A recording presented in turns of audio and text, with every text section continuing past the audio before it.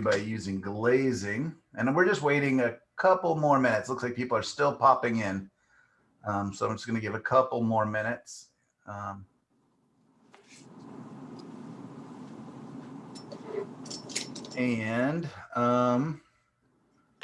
was I just saying? So doing the commissions, but basically I'm going to do the exact same process that you guys, that I'm torturing you guys with here of, pick the picture, crop the picture into different options, then do my value study and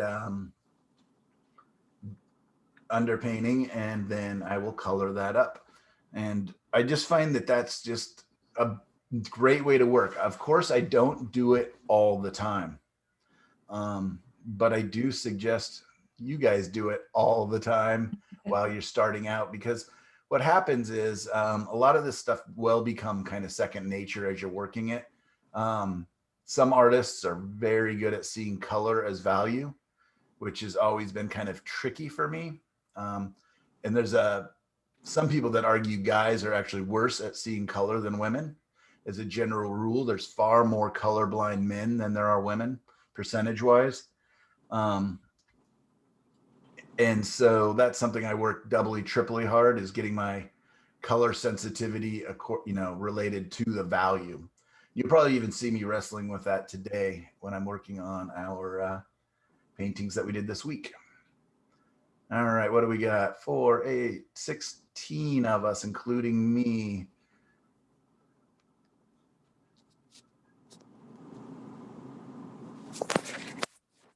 And maybe there's more. Maybe that's all it's showing.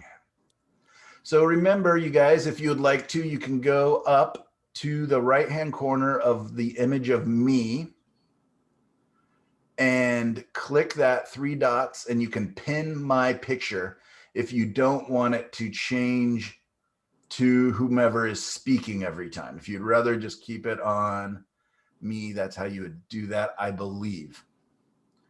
The other thing I'd like to remind you guys of is you can have your screen muted at all times if you'd like, and just by pushing the space bar, holding it down, you can talk, if that's a better way so you're not accidentally leaving it unmuted. This today is going to be a lot of show and tell, and I don't know what you guys don't know.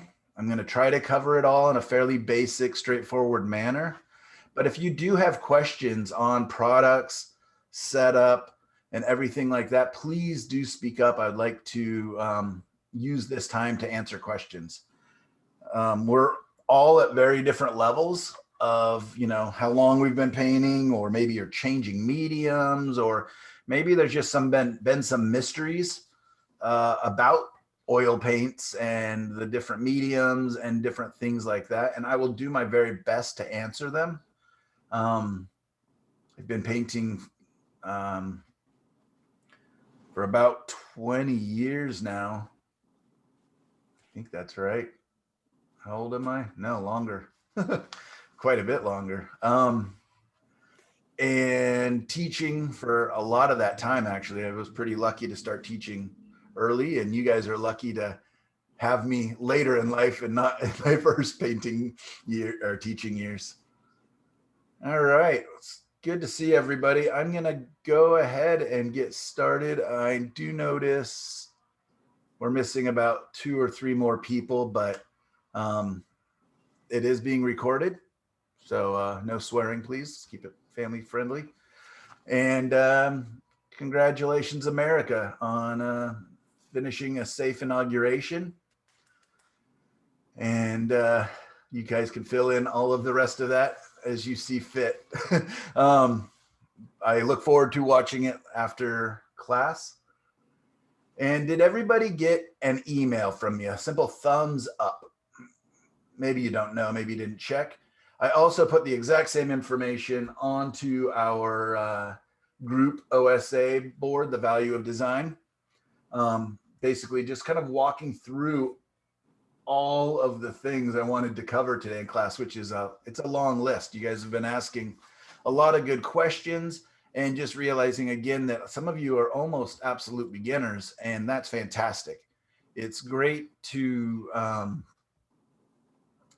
be just beginning, and that I can help you answer a lot of your questions early. And so hopefully we'll save you a lot of heartache, headache, wasted money going forward.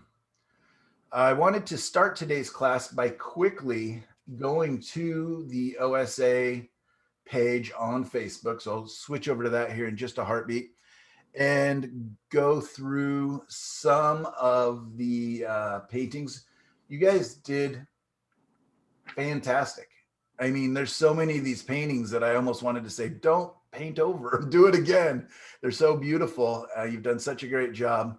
And I hope that you guys really, I hope that you guys enjoyed it, that you learned from it. I know that it was a struggle for a lot of you, and I'm wondering, I'm wondering if maybe I didn't explain some things very well about the absorption rate of paints. And that wipe away system, if any of you guys are using acrylics, can be really difficult. It does not work very well for acrylics just due to the drying time and everything else. The other thing many of you guys noticed was if you are using canvas instead of panels, that the canvas sucks up the paint much quicker. So, we don't need to get back to white. That's not important. We just need a roadmap for ourselves. So as long as you guys are getting enough information in your value study, or whatever you want to call it, value underpainting, you are in good shape. I don't know if I'm supposed to look at the camera. That feels awkward. I like looking up at the screen with all your guys' faces. So anyways, if you do decide going forward that this kind of wiping away, kind of a subtractive style of painting is something that you enjoyed and works for you, one, you might be dyslexic like me, because it seems to work best for people, some people, and others really appreciate the other way where they kind of draw and fill it in. And the truth is that most of the time I do kind of a hybrid model of the two, where I, will tone my canvas lightly and do some of wiping away of my big shapes. And then I will come in and kind of sketch in the more detailed, more permanent, more important areas, and possibly fill those in using, again, my values. And if I can, I like to let them dry like we did this week. I know hopefully your guys' paintings are dry. If you did them early in the week, you should be fairly good. If not, yeah, you might have some slip and movement of the undercolors, and some of those undercolors may come up through. Also, you can always wait a couple days to add color if it is too wet, if you just did it last night or anything like that. Another thing I don't think I mentioned last week, I did talk about doing my underpainting with gesso, black and white gesso paint. That's interesting. You can also do your underpainting with acrylic paints. I do know some oil painters that do that. I do not 100% vouch for the longevity of that, though. Please note, if you want this to go to your great grandchildren, I don't know if the painting will hold, if oil paints will hold on to acrylic paints for that long. So there may be some issues with archivalness there. But if you are in a time crunch, like when I was doing illustration work and really had to have a quick turnaround, there's a lot of times where I do one layer in acrylic because it dries within a half hour. And I could be working on it in oils within the same day. That makes sense to everybody? How I came up with this method of painting with the values was going out and doing plein air painting. I was challenged by a friend who said that, he was nice enough to say I was a decent painter, but that I really needed to work on design and composition, that he's kind of one of the first people to really teach me that is everything. Without design and composition, you just can't paint your way out of it. If you have a bad design, no amount of pretty color is going to help you. Okay. There's so many times we're just like, I'll fix it later. I'll paint my way out of this problem. And it doesn't work. If your design and your composition aren't there, stop and fix it. Okay. It is worth it.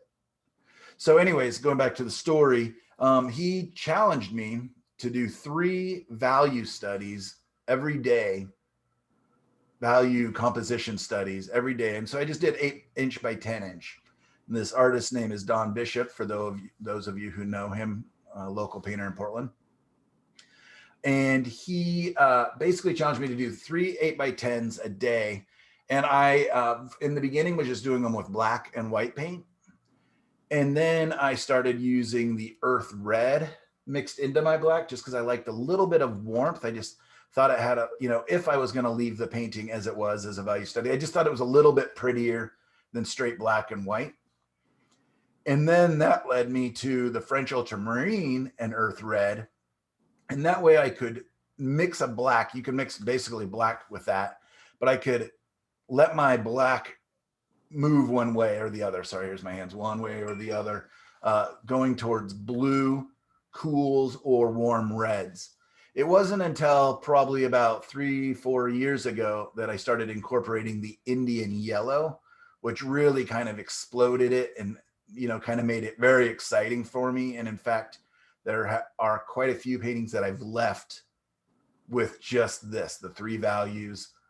The 3 values with the Indian yellow, earth red, and French ultramarine. So that being said, by the end of the summer, I had over 100 of these sketches. And, just kind of put them up against the wall in my studio, went back to normal work, normal painting. And then that winter, I just started picking them up. And I didn't have the photo references. I didn't have the colors that I was looking at. I just had the design. That's all I had, just that panel in front of me. And I started painting into them using colors out of my imagination or from other references. We we own some really nice Persian rugs and some nice pottery, some beautiful tea cups and pots and stuff with really great earthy colors. And so I'd even bring those into the studio and use like 3 or 4 colors from them as references and start incorporating them into my value studies. And I am not joking when I tell you that the next show, I almost sold all of those paintings. And so I really went, oh my gosh, Don was so right. I could never tell him, but he was totally correct that with a strong value, color, I don't want to say it's secondary because everybody that buys the painting is, oh my gosh, I love your colors. They're never, oh my gosh, I love your values. Oh my gosh, I love your design. But I knew that without that, the colors wouldn't work. And I was able to really push and play with my colors. It was interesting because I would be, incorporating all these other things that weren't, I barely was having blue skies. I was barely having green grass, but people still would say it's amazing. They feel so much like Oregon or the Pacific Northwest, even though when we think of Pacific Northwest, what are the colors we think of? Blue, orange, gray, right? Where I was using a lot of warmer colors, but it had the design, it had the elements. I was softening my edges so we had the atmospheric feel to them. And so that really kind of cemented the idea of how important it was for me to take the time to make sure my design composition was right, or at least enjoyable, before I move forward. And then it also freed up my use of color. We're going to be doing a lot of that in the next class, not next week, but in the next 6 or 8 week class, whatever it is. So if you would like to play and experiment with color, and I'll show you about mixing all these secondary, tertiary, and basically I call them colors without names. And I find those to be much more sophisticated, the very earthy colors, and how you make those special. And anyways, it's a lot of fun. So hopefully you'll join me. A little plug for myself there for however many weeks down the road that class is. We don't even have it listed yet. And then the class after that, just to continue my advertisement, will be on brushwork and edges. And that's where you can get really expressive if you want to become more of an impressionist, or if you want to become more of a tonalist, or whatever kind of brushwork you want to work on. I'll show you different brushes and different ways that I use the brush. And that's the way I like to build my class, is incrementally, with design, composition being the big one. If you can imagine a pyramid again, design composition is so huge. Then you get up into colors and temperature. And then the very peak, but the thing that seems that so many beginners care so much about is brushwork and edges. You know, edges meaning where two things meet, where two colors meet, or where two values meet, or whatever. But so many beginner painters want to start at the top. You know, oh, I want to paint like Monet. I want, you know, that brushwork. Oh, I want to paint like so-and-so. So they just see the brushwork and think that that's it. But truthfully, brushwork kind of comes from painting a lot, from experimenting, from playing. And, you know, everybody wants to paint like Monet, but nobody ever basically has, because it was his signature style. Plus, if you look at a lot of Monet's, you can see a whole lot of different brushwork and styles within it. He was very prolific and amazing. Great. Any questions about that? All right. How do I? There it is. Okay. Going over to our Facebook page. All right. You get everybody seeing the OSA Facebook page? Yep. Great. So there's the note from today. And again, I'm just going to quickly pick a couple. I don't want to cover everybody. I did write some, mostly just quick comments underneath there. And I may take some time to write a little more if I have the time. But I didn't see any that I didn't really like. You guys, for your first time doing this, for most of you, fantastic. I mean, I can see, you know, some struggles with picking paint up and, you know, just learning, but your first time, remember, I did 100 of them in a summer and I was still learning. So if this is something you like, I don't expect you all to do this, you know, subtractive way of painting, but for some of you, it's really going to work. For some of you, you may use it when it feels right. And others may do kind of what I do, which is a kind of a hybrid system where you mix them to whatever is comfortable and whatever works for you. Again, oh, this is from, oh, that's Denise commented on. Okay.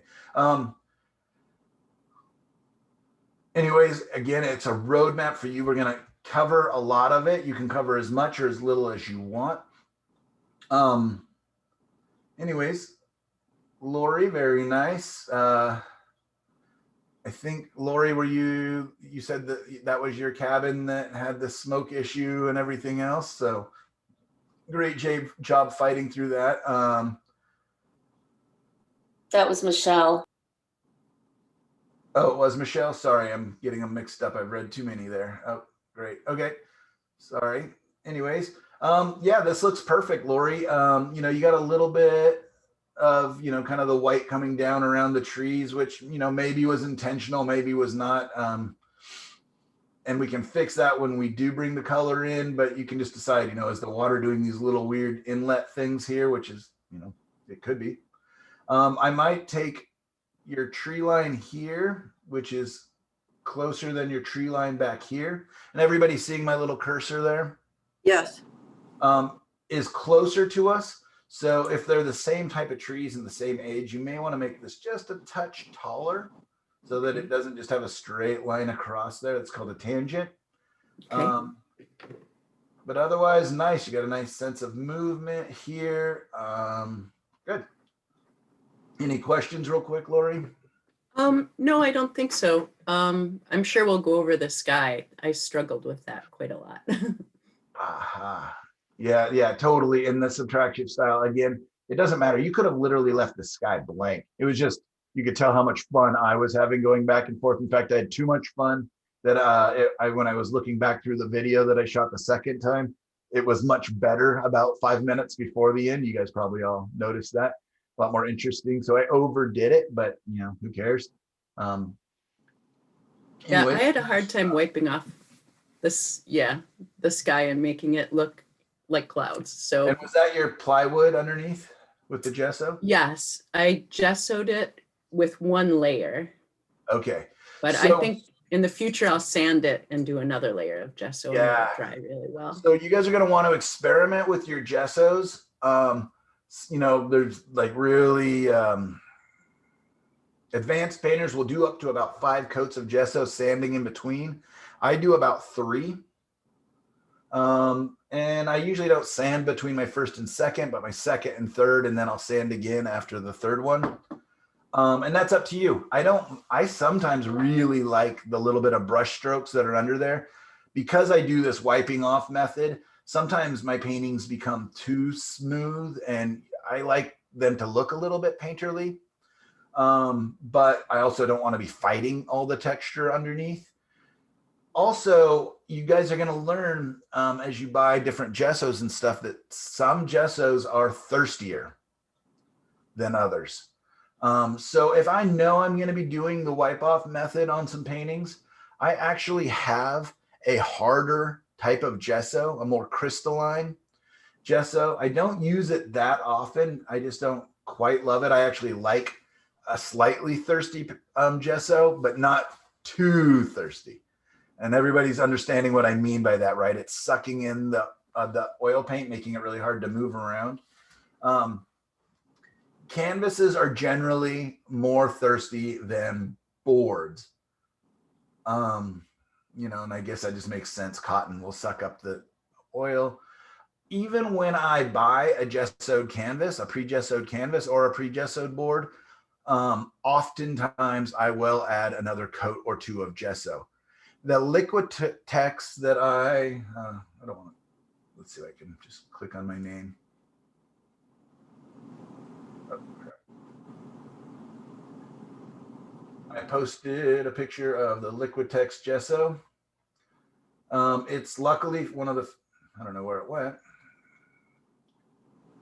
Anyways, it's on the page somewhere. Liquitex, it's in all the art shops.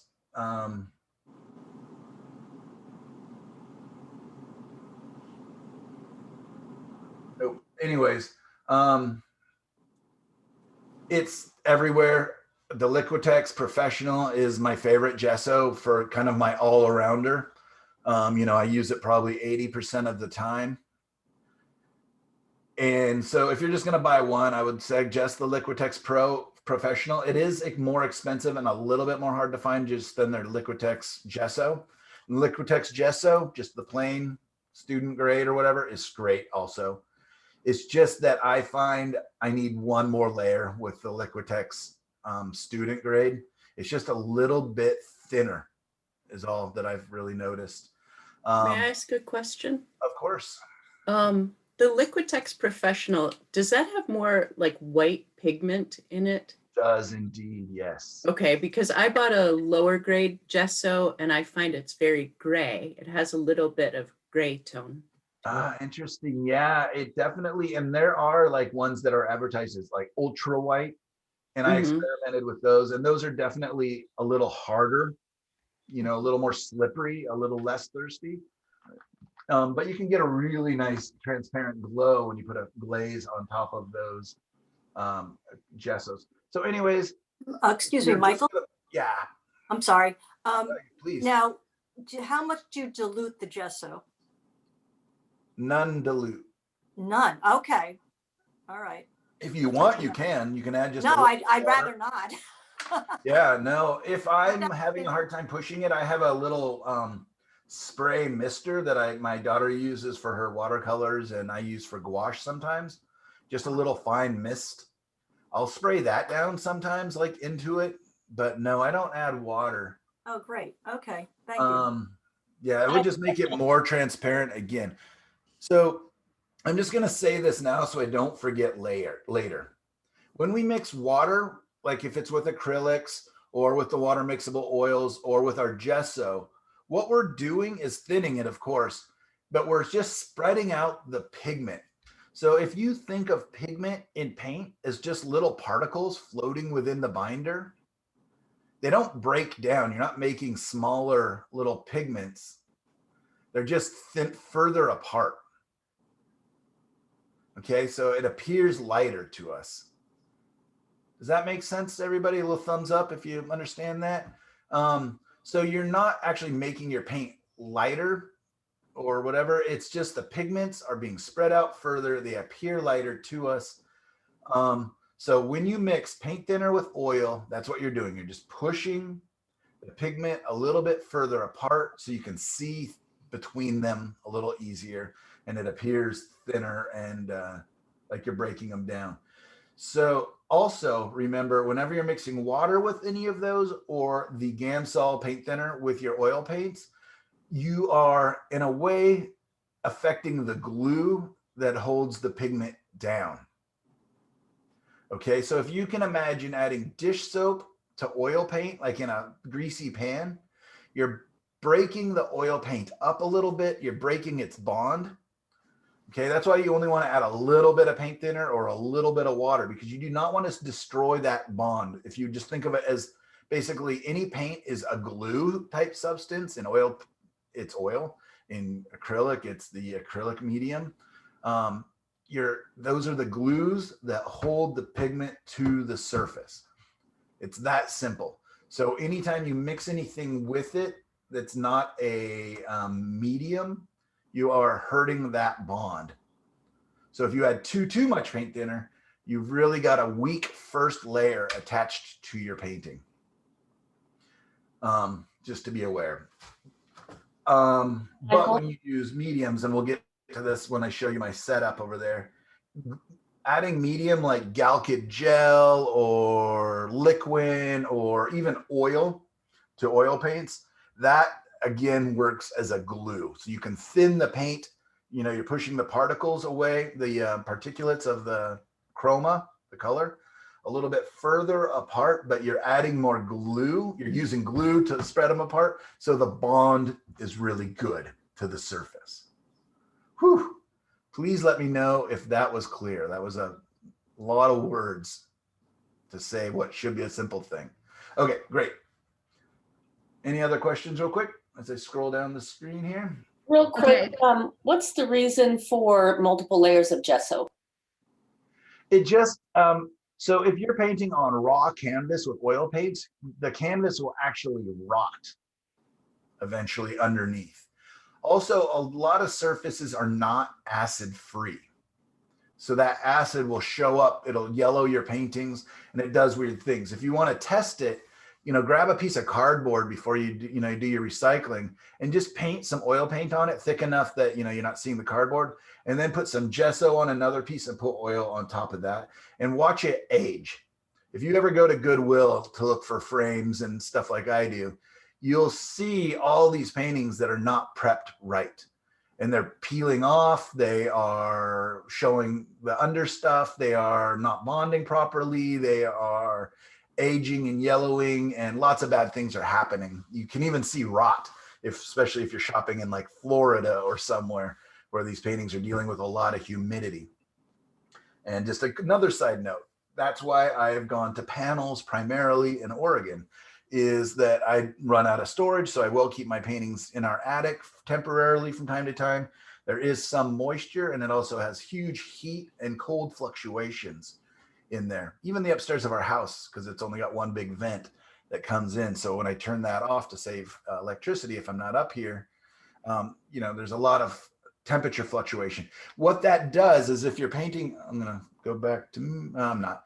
Just imagine the canvas expanding and contracting constantly. So imagine the things that are bonding to that, they're desperately to hold on. They're having a hard time. You'll get some cracking, different things. You also, if it's on canvas, are more prone to mold, even on the back side of it. You guys will see that on a lot of old painting. So panels are the most secure. Paintings that have stood up the longest time throughout history are on firm things like walls, stucco, or on panels. Just, they have a much better odds. They don't get stabbed through, they don't get bent, they don't get, and you don't have to do a big supported board. You can paint on just a flat board, and you also have a lot more storage space that way. So I just, as a general rule, don't paint on canvas too often. When it gets to really big paintings, I do get back to canvas just because of weight issues. And especially if I want to ship it, you can actually unsecure a large canvas from its stretcher bars, roll it up and ship it rolled up, which seems crazy. And then they can re-stretch it there. So if I'm sending like a 6-foot painting to the East Coast or even to Europe, oftentimes that's what I do. It feels really weird rolling up an oil painting, but it saves, $1,000+ sometimes in shipping to, I've sent a couple paintings to Germany over the years, and yeah, and they have no problem, right? They just get it there, they take it to their frame shop and they re-stretch it. So that's why I've gone to panels mostly. I also don't, again, because I paint fairly thinly a lot, I don't like the texture of the canvas showing through as much as I used to. It has a kind of pixelated look to me. I had one of my galleries that basically refused to show my canvas paintings. That was a gallery in Portland because they really hated the pixelated look. So yeah, panels have just kind of been my answer since then. And the cool thing about panels is I can cut them up. If I get a good 1/3 of a painting, I can cut that third out and have a little painting that's pretty good. Or I can take the panels, like the commission I just did was a 7-inch by 19-inch because I was painting to a pre-made frame. And so I just took one of my old panels and just cut it to size. Okay, sorry. Stacy. So I can tell, Stacy, that you had a little bit of trouble wiping away areas. You went back in and added the yellow over the top. Totally cool. Are you there, Stacy? Yeah, no, I'm here. Yes, that's exactly what happened. Yep. I ended up kind of doing an undercoat of the yellow, of the Indian yellow. Totally. And then, came back in and added. I worked with the blue too, the ultramarine a bit to get that purpley bit. Yeah, nice colors. And I mean, look at that contrast. It's kind of exciting already. Really quickly, this line here and this line here, I might take a second look at them. They don't quite look like they're laying down in space. They kind of look like they're going up a hill. Yeah. Versus on a flat field. If you kind of just straighten that out or just make the angle less severe. And this one, see how it goes? It's down, up, yeah, and back down. If you just kind of end it up a little bit, you could just bring this dark line down here a little bit. It'll just feel like it's in space a little more. What I was trying to do was make one of those erosion banks, start with that, how in those cutouts of a river, they have the bank that kind of erodes. Yeah. So that's kind of what I was going for, but I don't know. But you only have one. That's true. An erosion bank like that would be if this water were flowing this way, or it could be this way, but it would have to be at a pretty decent clip. Yeah. And that's when you hit a corner and it causes those erosion. Just the fact that it's by itself there, I applaud your thought and your effort. And there's some references that I have that from Jackson Hole, Wyoming, that have big erosion banks and they're very dynamic. But let's just pretend this is a pretty flat field. Okay. And yours is fine if we think of this as just a flooded area or still water. Right. Almost pond-like. Then this can work pretty well and be okay. But if you want it to feel like a flowing creek, this doesn't quite feel like that. So that'd be my only thing. Otherwise, nice job. You've got a good design, nice big shapes. The bottom is sitting right on the horizon line, which is basically right on the same line as these. If, again, they are the same types of trees, this tree is gigantic compared to these. So what I would do is probably just lower it a little bit. Right. Lower the bottom of it, and then it will come forward compared to these. And it'll just feel like it's closer versus this on the same distance line and gigantic. Okay. So you wanted me to straighten out that back line between the two ponds? I want you to want to, if you want to. No, yeah, wrote down back lines and that's all I wrote. Okay, so, it can be straight across. I would put it, a slight angle, and that'll take us up. So you have this angle and then kind of this. And then this Okay. one could be pretty flat almost. Okay, All right, we'll look at a couple others and see if any of that thank you very much. speaks to you. And if not, yeah, again, you can have a flooded field. I think even the savanna, the African savanna that we used as kind of a initial reference, was kind of very much a flooded field. It wasn't like flowing water. So Yeah, I think I was looking around my house because all I have is flood everywhere. well, there you go. Yards are flooded, everything's There's flooded. nothing wrong with still water just kind of sitting there. Yeah, It does, when I look at it, it does feel like this is just a little floaty somehow compared to this. And I think it might be partly because you have a dark line on this side versus on this side. oh, there we go. Yeah, okay. And I told you never try to just paint it out with color and fix it, but in this case we can, because we're just going to. Okay, super. So, cool.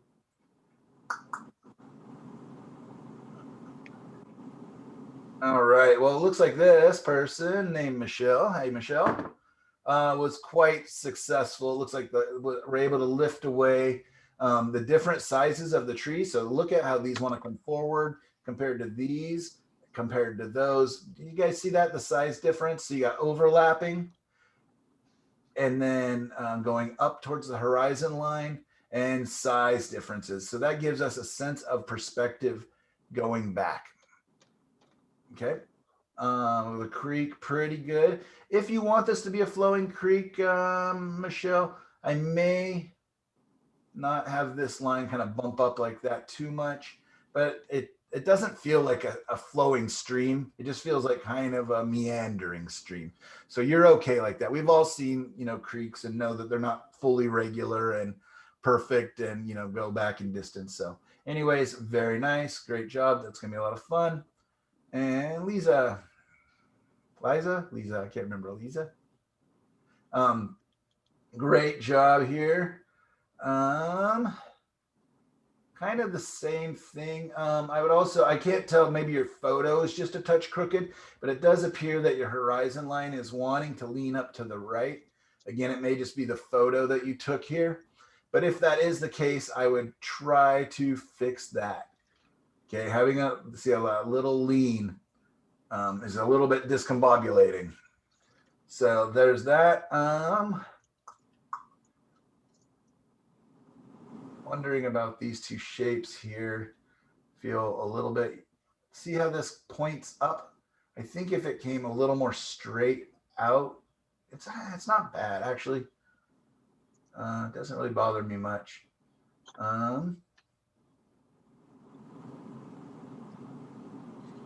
going to talk really quickly about the bank size. So we have the dark side of the bank and the light side of the bank. The light side of the bank is facing the light, right? So if we're imagining it as a three-dimensional object, the light's hitting this side. We don't have a dark shade. This side is away from the sun. So we have a dark side, dark side. This one on the other hand does have a dark side on the light side facing. So you might want to think about that. Also, as we go back into space, I would make my darks shadow, kind of this size, get a little smaller as it goes back. And that will add in the perspective, just like the trees getting smaller, go back into space. Okay. Great. And Lee. Are you there, Lee? Yeah, I see you. I'm here. Yeah. Yeah. Great. Very dynamic. There's a lot going on in this. I mean, got a little bit of bluey gray green, how it just sings, against the reds and warms and golds. Great start. My problem is sometimes I do fall in love with my underpainting, and I'll end up sitting in my studio for months until I'm ready to say goodbye to it and paint over it. But yeah, this is very nice. I really like. I'm just gonna. Which one do you think I should click on, left or right? I ended with the right. Okay, so I love. Yeah, look at that little silhouette red. lovely. You got some really nice colors going on. Too bad we're going to paint over them. Your tree shapes going back into space. Great job. Your creek has a nice sense of movement to it. You guys see that? How it's just kind of a subtle line. And I'm not saying I want everybody's like that. I'm just using this as an example of how it just feels like it's going back into space. Do you have any questions, Lee? Otherwise, really great job. My only question is, since I painted this yesterday, should I paint on one that I was working on last week that's totally dry, or should I try to put color to this one? I doubt you'll really have very much fun adding color to it. If it's kind of right in between wet and dry, it sucks because it'll pick up an area. It's sticky. Yeah, don't paint on it. So I'll paint on the one I posted also this week. Okay. That I started painting last week. All right. Can you guys see that? Hear that pinging noise? Again, I don't know how to set off or turn down the sounds on my phone, new phone, but my niece has a miniature cow, which I didn't even know was a thing. And it is the cutest, but now she's sending me 100 pictures of it. I had 100 of them yesterday, and I'm going to get 100 of them today. But very cute. All right, Susan. Yes. Woo, look at that. Oh my gosh, it's almost, I need sunglasses. Very difficult for me to paint the sun. How to Well, paint it the doesn't look like it. It one looked by like one. it was worth it. That is intense. And I gotta move my phone away. Sorry. Lovely. I think, maybe the clouds are a little bit darker than they need to be, a little heavy. I generally will keep my clouds, generally, not always, if it's really stormy or, it's really about the heavy clouds. But as a general rule, clouds feel darker than they really are. Usually the darkest darks are gonna be in your ground area and not as dark in the clouds. It just feels like they're really dark because they're next to things that are really light. Yes, I agree with you. Cool. Yeah, only the sun. How to actually is very difficult for me to draw the ring, one ring, two ring like this.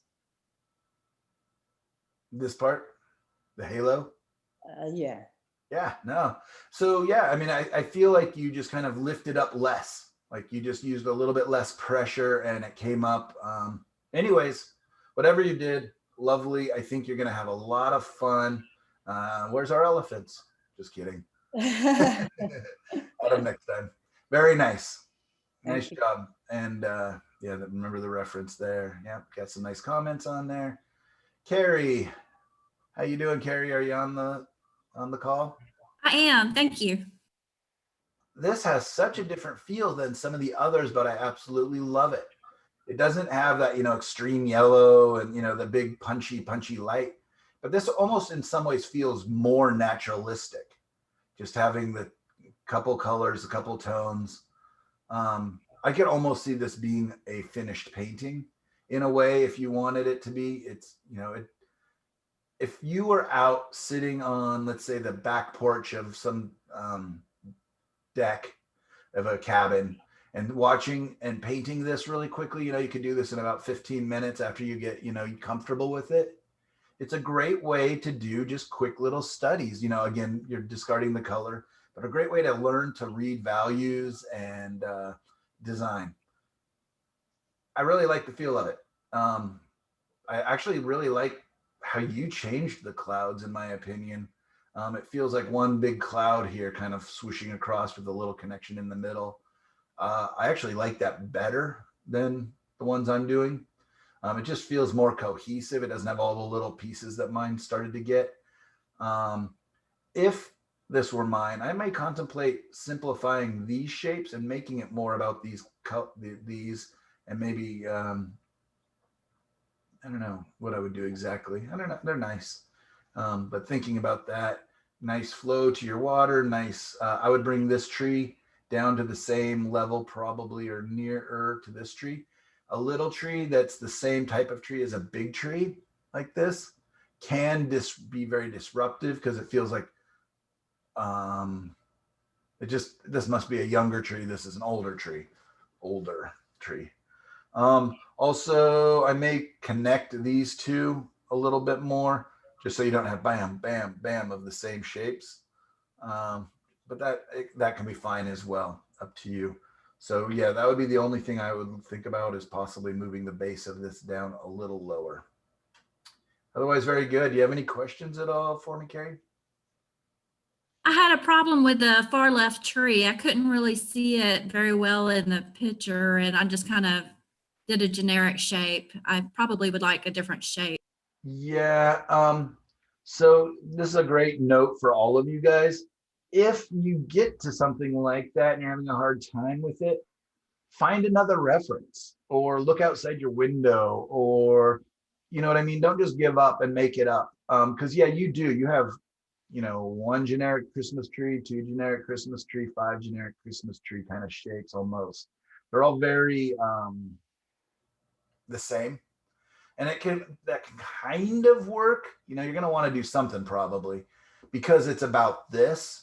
So these are just supporting cast, just kind of characters walking by on the street in a movie scene. But it's nice when everything gets a little bit of a personality, a little bit of character, not so much that they're taking over what's important, the sky and the reflection, but something, so that they're not just bland, vanilla, boring. So yeah, I actually have a file of, different tree shapes I like. I have files of colors I like. I have files of, sunsets I like. I have, but I've been collecting for years. I have Pinterest pages of all these different references I like. I have things on my computer, files filled with references for different things. Yeah, I don't know how to use it with screen share, but I would show you if I just opened up my little file thing. I have a references one that opens up to probably like 30 different folders that are just filled with different reference, of different artists that I like, or different things that'll just inspire me and help me get out of a block.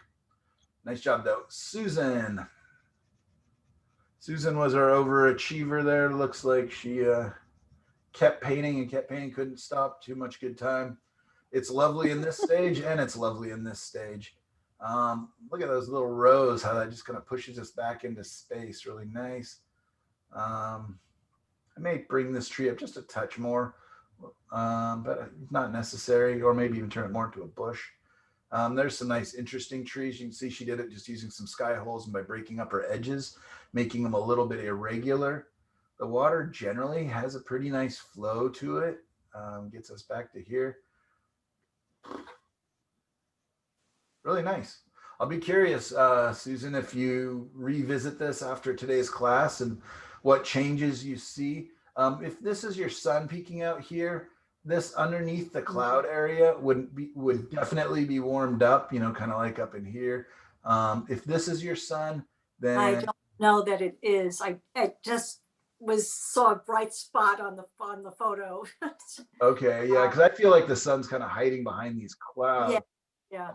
That may be a little too white right there. Yeah, it kind of, and too round. Yeah. So something to think about. I think I'd move it here. That way you can add a highlight here and bring it down through here a little bit. This part is getting a little busy for me here. The top cloud. I knew to say that. 1, 2, 3, 4, 5. Just bam, bam, bam, bam. I was trying to expand the blue more, and I said, I know he's going to say it's too busy. I kept hearing that in my head. Good. That's how you know the class is working, when I haunt your dreams and your very working process. You just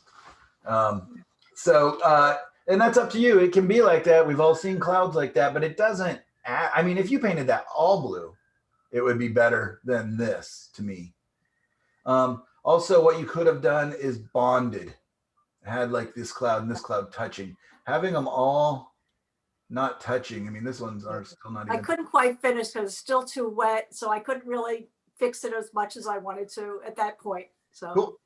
I'll be curious how you resolve that. I won't really tell you one way or the other, but you know, a cool thing is once you've got it on your computer like this, is you can take it into free software and quickly just, you know, do a little color patch blue and use that to cover. Let's say I took out these two clouds and oh, I got this nice big open blue spot, and maybe I bonded these two, and now I've just got this one and this one that are poking in. I don't know anything about using any software. What do you recommend for an iPad? No I idea. don't know. I could look, but we have 100 different ones because my daughter Okay. does a lot of work on the iPads. I don't do hardly any. I just use Okay. photo editing software. How about instead of that, you just took a piece of paper, you could even paint it or something that roughly in this value, and you could just cover it. Right. Yeah. And just see that way. You Mhm. can you can make a print from this on your computer, and literally on your printed out white paper, you can cover it. There's lots of different ways we can experiment without destroying our original. Okay. Another thing I think I talked about last week is I will simply put like shrink wrap over it. If it's dry, shrink wrap and paint over that real quick. Huh. Try some different things, you know, like making a tree bigger, or I have plastic sleeves that go like in a binder that you can slip in the 8.5 by 11 pieces of paper. Yeah. I use those for so much stuff. Hmm. Like if I'm blowing up a little photo, you know, like an actual photo to a big canvas, I can put a grid over the photo and then a grid on my canvas to replicate, you know, the Oh. portions.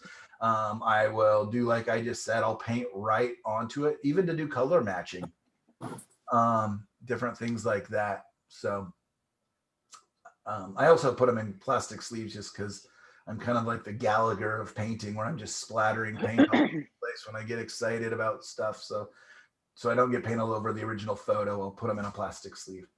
Okay.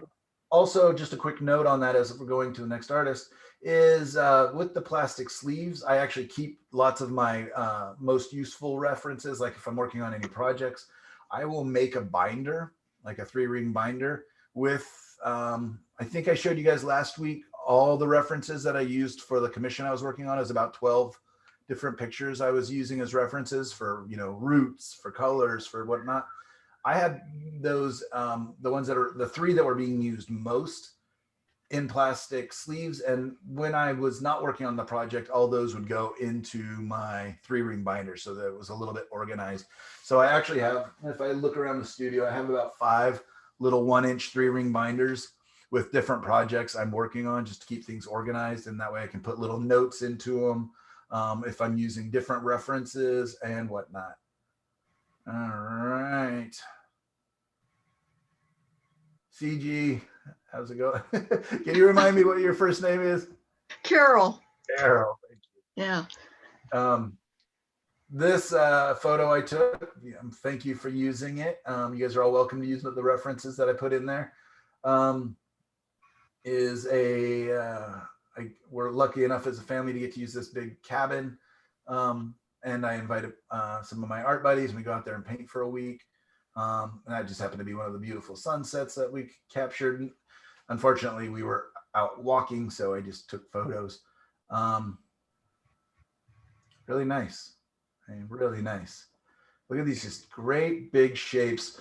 You know, not to pick on anybody, but you can see how you simplified and made things much more streamlined. If you want to add some of the subtlety, you can do that when you're coming in with color. Sorry. But this looks like That's my a really great base to work on. You know what I mean? You've got everything kind of perfectly laid out.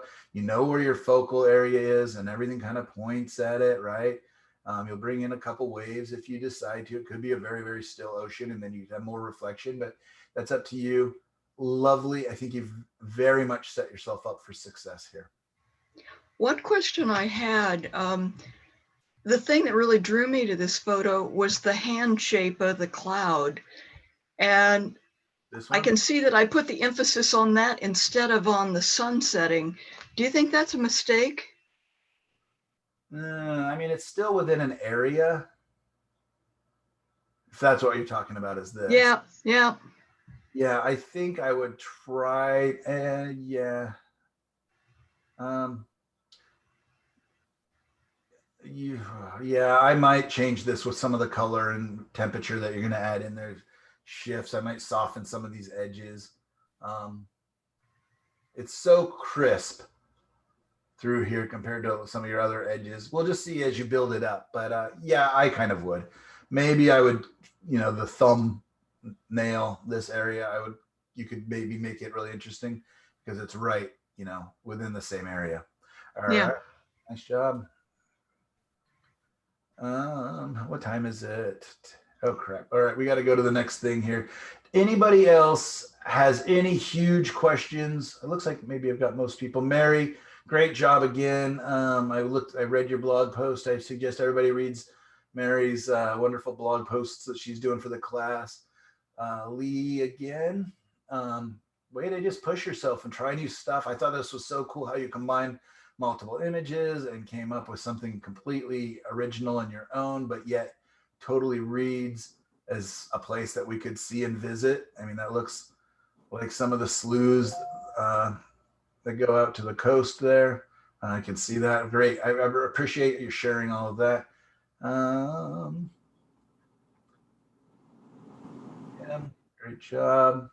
Lovely. You can see, that some struggles with picking up the paint. No worries. I see that you even brought in, looks like some white paint over the top. Totally, you guys can do that, especially if it's drying.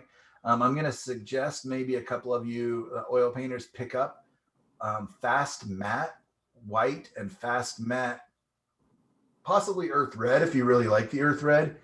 Gamblin paints. So for those of you that are using regular oils, I have a couple tubes of fast matte oil paints from Gamblin that I will often use in my underpainting. They dry much faster, and you can mix them with the other oils and they will speed up the drying time of those oils as well. I use white because white's the slowest drying of all the colors, and it gets mixed into almost all my colors a little bit. And so it speeds up the drying of everything, especially when I'm out plein air painting or traveling with my paints. You just don't want to be moving around with wet paints. So fast matte is great for that. And again, it's great for the under sketching. Another little bonus tip is if you want to paint over an old oil painting, do not use gesso. Okay, I hear that all the time of students. It's okay, it's an oil painting and then I gessoed it, so I'm painting over it again. Do not put acrylic paint on top of oil paint. Oil paint on top of acrylic paint, okay. Oil paint or acrylic paint on top of oil paint, not okay. That's like trying to put water on top of oil. It just won't bind. It'll look like it's binding, it'll trick you, but it'll peel up and fall off pretty quickly. So what I was talking about the fast matte paint is a lot of times when I have an old oil painting that I'm just done with, I might sand it down wearing a mask, of course, sand it down a little bit, get rid of some of the big bumps. And then I will go over it with fast matte white paint. It's one of my favorite surfaces to repaint back onto. It just has a nice little tooth. It's not too super absorbent. I love it. It's one of my favorite surfaces to paint on is fast matte paints. So there. Michael, this is Kim. If Uh-huh. my painting was the one that you said you thought I added, yeah, the other one, well, that was the first one before I scrubbed it out. The one above it, yeah, that's not white paint.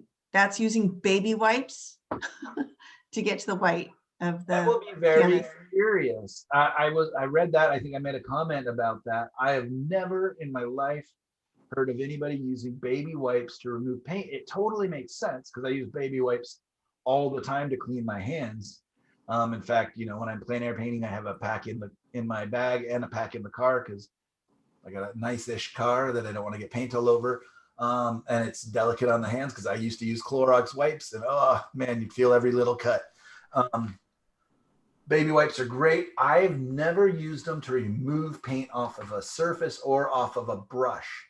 I do hear of artists using them to remove paint from brushes. I just never have. Moving from a surface, I don't know what to say. I don't know if the detergents, even though they're so mild, are leaving any residue that might affect you.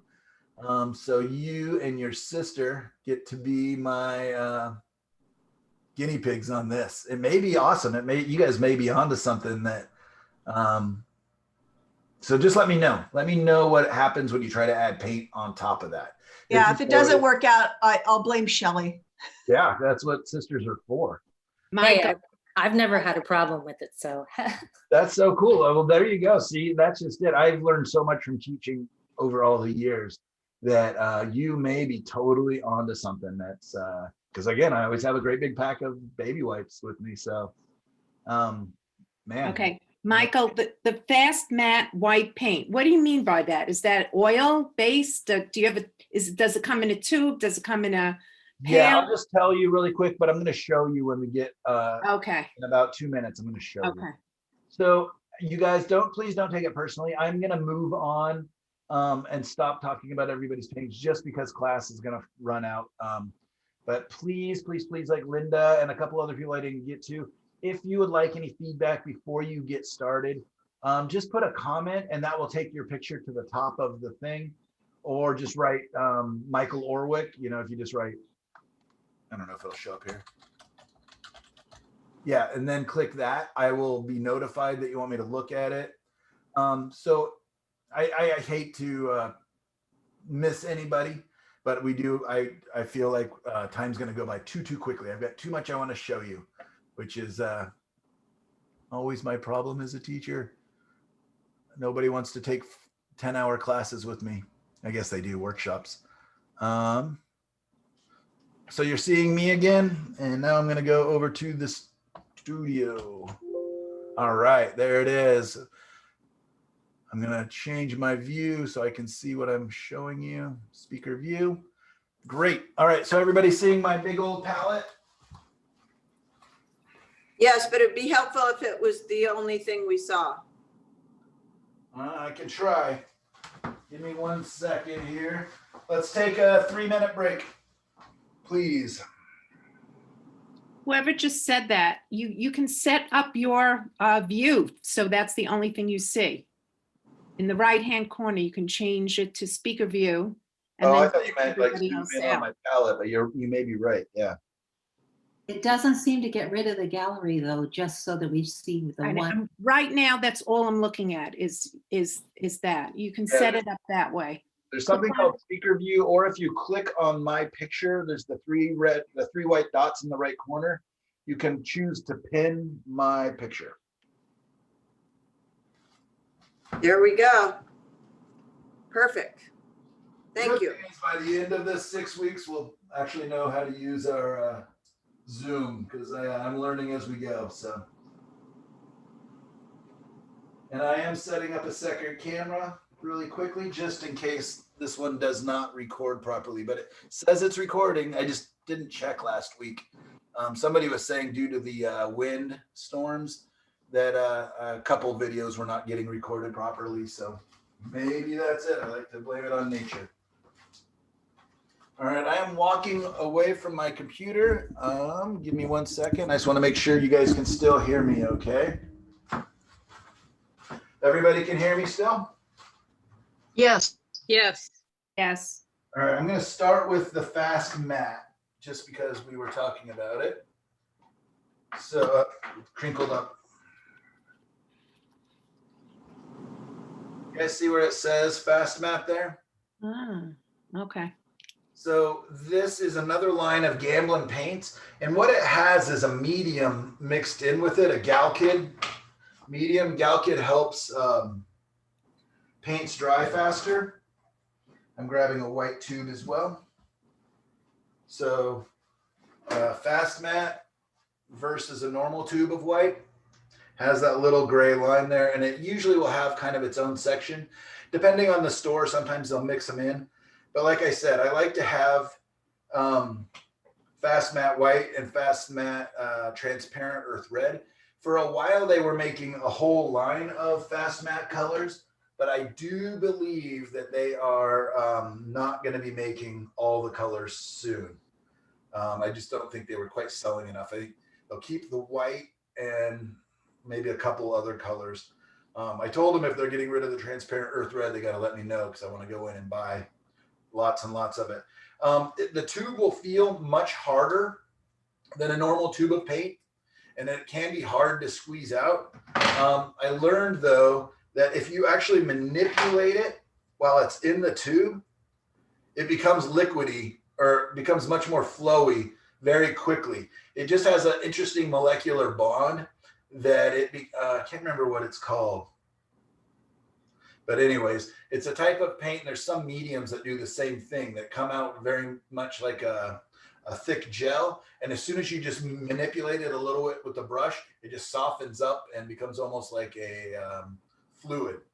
So these paints are like that. Again, if I just mix these two colors, and I have most of the colors as fast matte, but these are by far and away the ones I use the most. I have actually a lot of boxes of them for future. They will speed up the drying time of all the other colors. So a lot of times if I'm just doing sketching, I'll just use my earth red, and yeah. So that was clear. Michael, excuse me. This morning of all your guys' questions, so I can answer them while we're looking at this. All right, so first, so I can just get these out of the way, I went ahead and grabbed a couple of so this is the Liquitex gesso, this is the professional. You don't need to buy a giant jug of it. You know, I just know that I'm going to go through it. This is in fact almost empty already. But if you do buy a giant one and don't use it, it does do weird things. So just buy the size you know you're going to use. It gets expensive if you end up having to throw this giant tub out. Black gesso. This is nice. I use it to paint the edges of my canvases. Let me grab one real quick that has that done.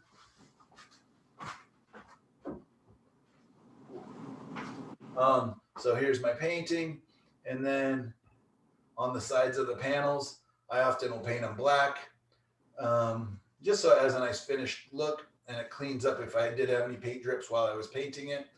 For doing that,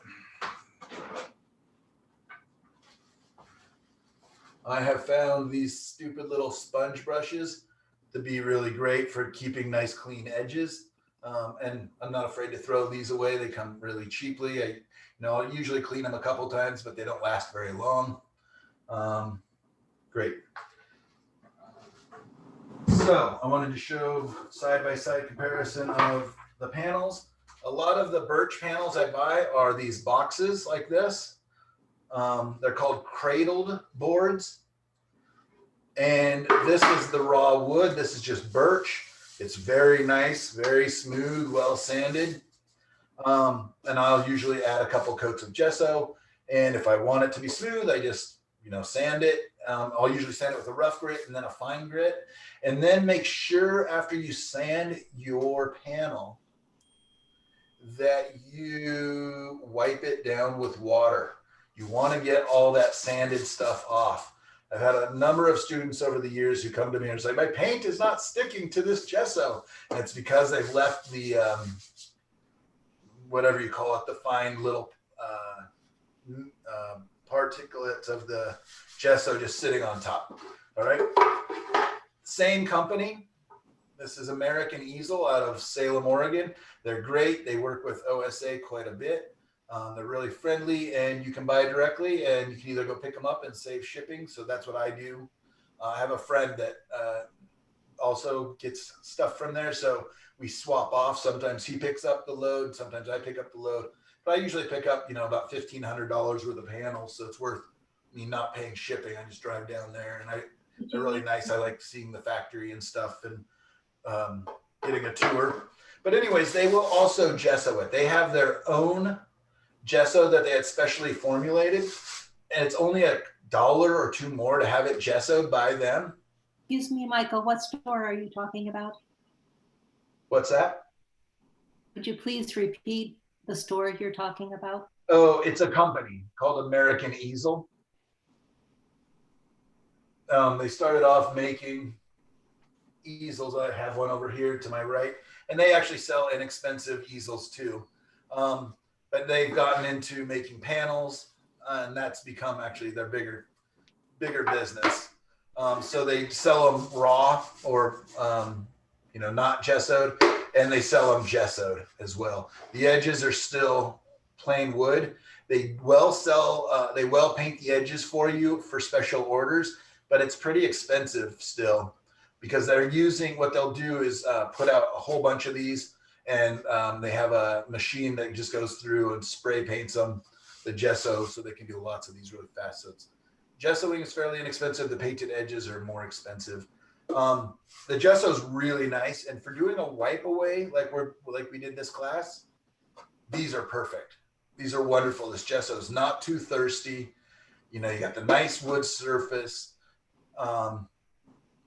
So that may be something you want to consider. Oftentimes, though, I do add a coat or two of my own gesso on top of this. Do you ever add pigment into your gesso? Do you ever work with anything other than a white? Thank you for asking. Great question. Yes. So what I do to pigment my gesso is just take a little bit of acrylic paint.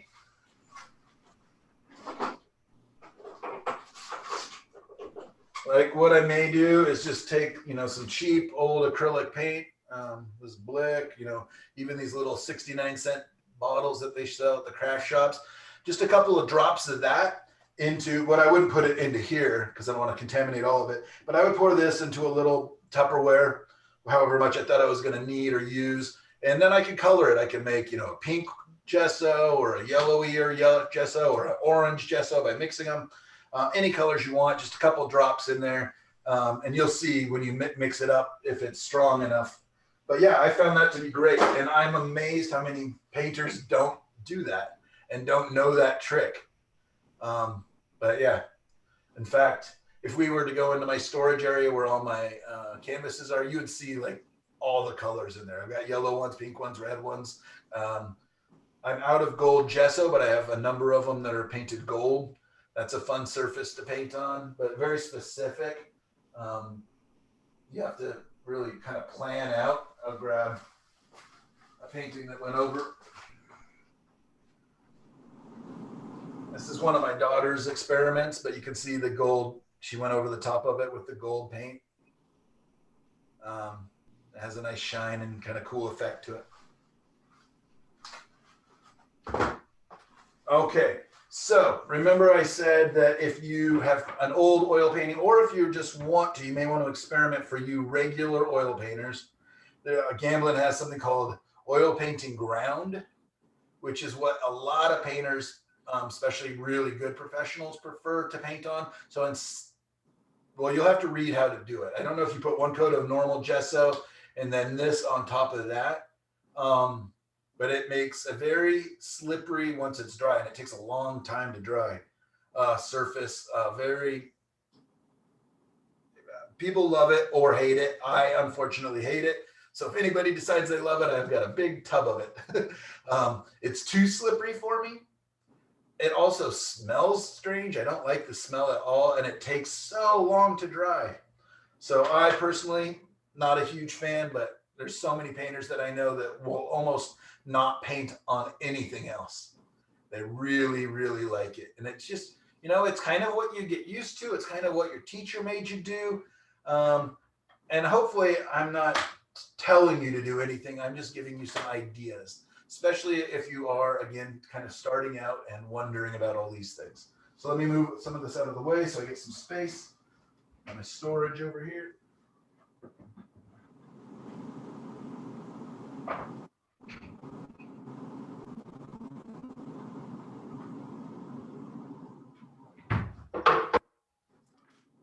A third option for painting on are these gesso boards.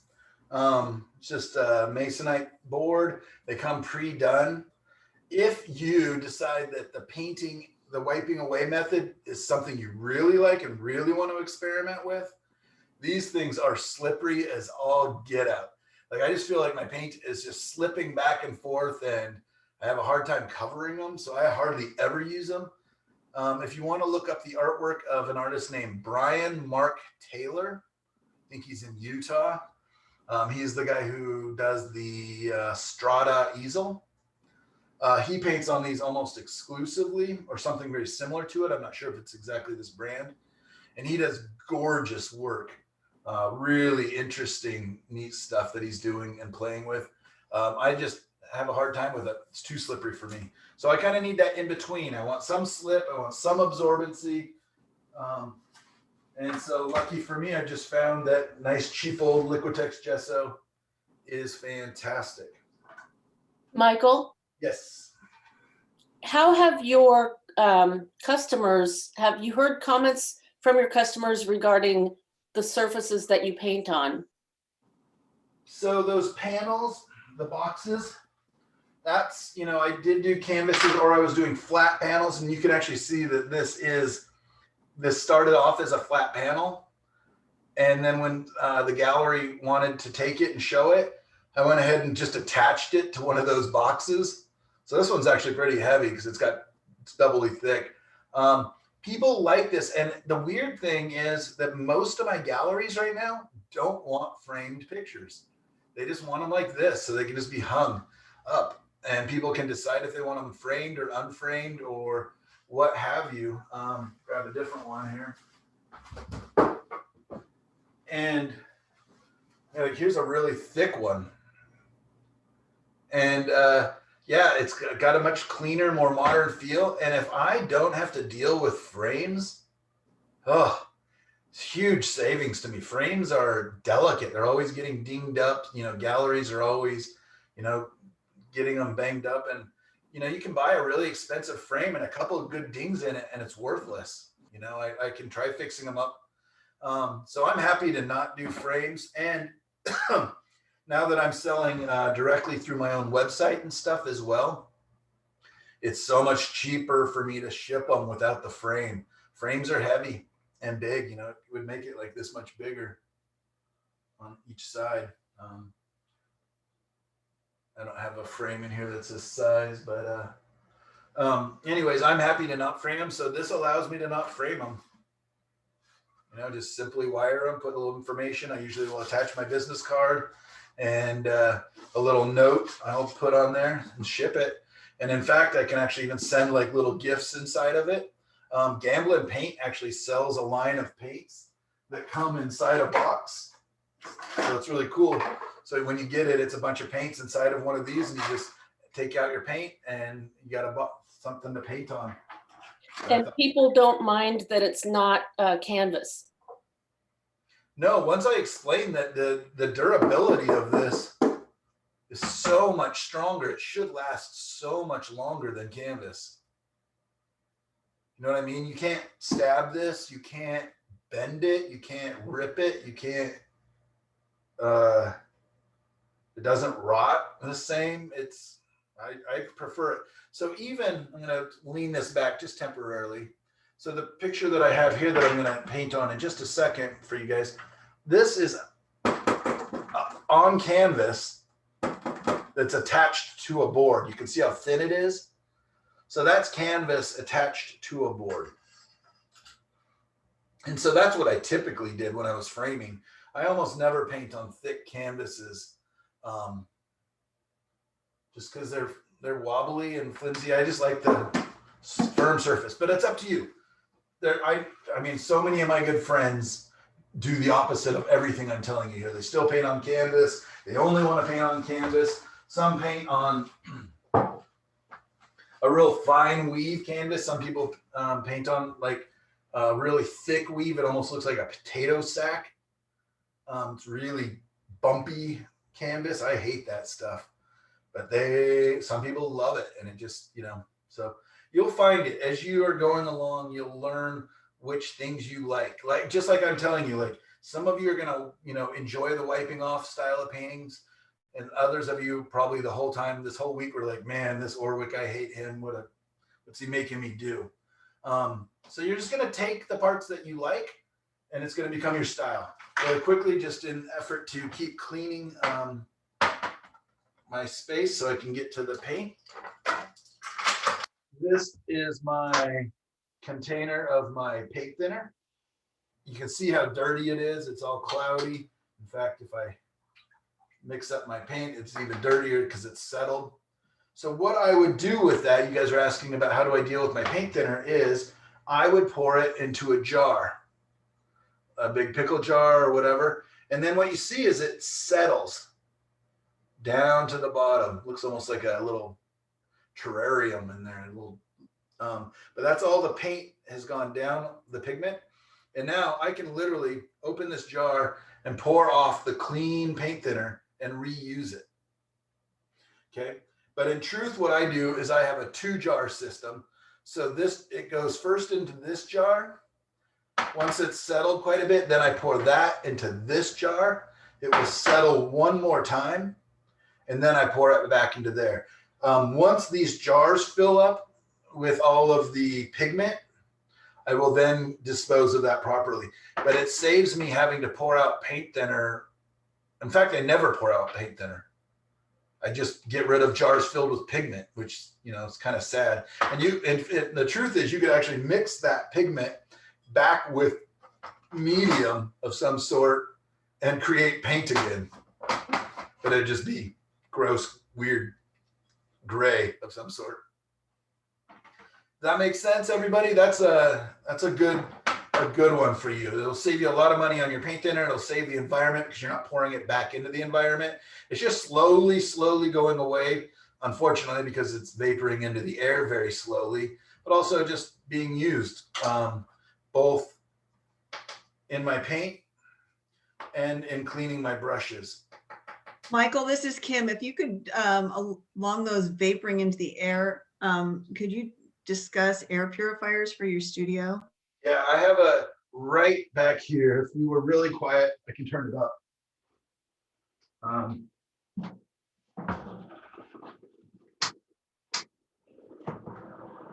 Can you hear that? Just sounds like a fan. But yeah, I definitely feel like if you're going to paint very often and you don't have a very well ventilated space, this is a pretty big area, and I can keep the door open, and you know, lots of the seasons I keep my windows open. But I do have a big HEPA air purifier. It's the size of a box fan. And I actually normally have another one that's just been moved into the other studio. So normally I have 2 HEPA. Well, no, one's a HEPA filter and the other one's a water system. So it runs the air through water, and then I would pour that water out. Yeah, I would strongly suggest it if, you know, and it's good for your whole house. So it's not like you're just being greedy and only spending money on your new art addiction. You can tell your spouse that it's just to make the whole house smell better and be cleaner. Yeah, during COVID time, it's actually, it should actually be even pulling that out of the air. So that's kind of nice. Yeah, I have a ceiling fan that sometimes I turn on if things are becoming a little bit noxious. But the truth is, with Gamsol versus paint thinner, I mean, it almost has no smell. The medium that I used to use was called Liquid. I'm not sure who makes that, but I hated the smell of it. It was very chemical, and I hated it whenever it touched my skin. It had a strange sensation to it, and inevitably I would think, man, that can't be good. The fact that I can feel it on my skin, probably not good. So now let's go to mediums really quickly. So what I use is Galkid, another Gamblin product, of course. They have Galkid gel, they have Galkid medium, which is a liquid, comes in a big jar. I prefer the gel because for when it's transport, it's easy. It doesn't dry up. The liquid will dry up in the jar after you've put air in there. And I like this because I can use it as a thick medium, or I can just quickly make it thinner. Meaning I can leave like an impasto, kind of a thicker brush stroke showing. But the truth is, for you guys, I don't want you to overthink mediums if you're just beginning, okay? Maybe if you're just beginning, you don't use medium at all. It's not necessary, okay? I don't use medium more often than I do use medium. Do you use that same Galkid gel to glaze? I'm going to show you that in just a minute. Yeah, that painting that's here, Great. I'm actually going to glaze into that using the Galkid gel. So thank you for reminding me. Yeah, it's a great glaze. It's great to mix into your paints. It speeds up the drying time. For those of you that like your paints to look very fresh and to keep their original colors, a little bit of this, the Galkid gel, into your paints will actually keep them looking wet and fresh. So if you really like colorful, bright paintings, a little bit of Galkid gel will keep the colors looking nicer. They don't get that dry matte look. They keep kind of a shine to them. And remember, please, just a little bit, you know, at most like 25% gel to paint. There So are some, what's that? Would that be true for using something like Galkid Light? Would that have the same effect? Yep. So Galkid Light and Galkid gel are all the same. Galkid gel is just thicker. Galkid is kind of an in between. I think of it as kind of like a honey consistency. And Galkid Light, which is strangely the slowest drying one of all of them, all is Galkid plus Gamsol already mixed. Okay, I kind of suggest that you don't buy Galkid Light. It's the same price as Galkid regular, but it's mixed already with Gamsol with the paint thinner, which is much, much cheaper. So you can add Gamsol to this, to Galkid, either any of them, to thin it out a little bit or to make it less shiny if you want. So just do that on your own, is my suggestion. So Michael, I have ahead. some stuff called solvent-free gel by Gamlin. It looks like this. Yep. That's gonna be the next one I'll talk about. Oh, okay, great. Can I ask you I something? was only allowed one medium, and this is just personal preference. If I was only allowed one medium, I would be buying Galkid or Galkid gel. It's quite versatile. It's nice and simple. It can be mixed with your Gamsol. It can be mixed with all oil paints, no problem, including the fast matte paints, no problem. It's just an easy all-arounder. If you don't like chemicals, or you're trying to keep a low chemical studio, trying to be clean and safe, but you still want a medium, my first choice would be to use like the oils that are mixed into your paint. So if we look on the back here, this one, it's hard to read, I know, but it says refined linseed oil. That's the thing that the pigment's mixed with. I would just use refined linseed oil, which is what I've put in here, so I can squeeze out a couple drops at a time. You just add a couple of drops of that to your paint. It'll extend it. It'll make it dry slower, and it'll make it slicker. But I don't really love painting with oil too much. So then, if again, this is trying to be safer, less chemicals, I would use solvent-free gel. I'm smelling it. It has almost no smell. It's great. It's a paint extender. It does add some shine. The big thing to know is it does not speed up drawing or slow it down. It's just kind of a neutral agent.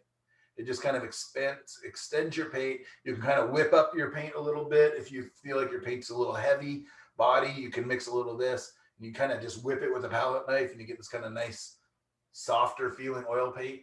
A lot of Russian painters would usually whip their paint before they would paint with it by mixing oil or some kind of a medium in with it. And then they would take their palette knife and just kind of whip it until it gets kind of this, it just almost feels like it grows a little bit. A lot of them like their oil paint at the consistency of mayonnaise, whereas when it comes out of the tube, it can definitely be more stiff than that. I also know a lot of painters that like all of their colors to be the same consistency. And when they come out of the tubes, they're just pigments mixed with oil, so that some of them can be very stiff. Some of them can be almost runny. You know what I mean? They can all be different. So a lot of painters will go through and mix in a little bit of oil or a little bit of medium until all their paints are the same consistency. I've done that only once in my whole life. It's just not something I worry about. But for some of you, it may be worth it.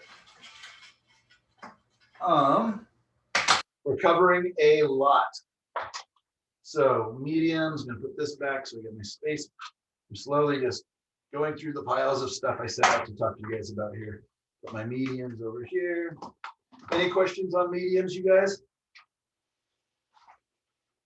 Not necessary. You don't need them, but they're fun. But Why would, Michael, this is Darla, why would you choose to use a medium? You personally? to speed up drying time, to make my painting shinier, to make my paint more transparent. I'll show you in just a second. We're going to do some glazing using the Galkid gel. And I'll show you how I make transparent paint and just a glaze. I'm going to give a very, very quick overview of the colors. But I don't want to go into too much detail because, again, that's the next 6-week class. And I just don't want to waste too much time on that. But if I were a beginner painter and wanting to keep things simple, it's better to start simple and then add one thing at a time versus trying to be a mad scientist. And, I've got 37 colors and 8 mediums and, 25 brushes. And how do I even start? If I could, go to the store with any of you, more on the beginning side and buy you the minimum things, it would be a couple flats, paintbrushes. In fact, these are all worn down. A couple flat brushes, a couple flat bristle brushes. I would buy interlocking hog hair brushes. They're often called chunking brushes because they're from Chongqing, China. They're the bristles from a hog's back. They're very stiff, but they're still pliable. They get a nice bounce to them. They hold a lot of paint. And by buying flats, as you use them and wear them down, they actually become, let's see if I have some in here. I'm sure I do. They become, yeah, here's one. Hard to see. I'm trying to figure out a background for it so you can see it, maybe the white over there. They become filberts, which is that more kind of egg-shaped. And that's just because of how I wear them down. So I almost always just buy flats. They become filberts as opposed to buying, flats and filberts. Just saves me a little bit of money. And I kind of design my own filberts just by how I scrub my brush. So as I scrub it, hear that noise? As I'm scrubbing, I'm slowly wearing down the brush and it becomes a filbert. That's, if I were starting painting, I would buy 1 or 2 palette knives and a couple, 3 or 4 different sizes of flats. That would be my brushes. I like a longer bristle. Some people like the short ones, and then in fact, they're even called shorts. I just don't like them. I like the bounce. I like the play. I like you have a lot more brush strokes you can make with this versus a little short bristly brush. You're going to feel in the beginning like you have more control with short bristles, but they're just not necessary. As you expand, then you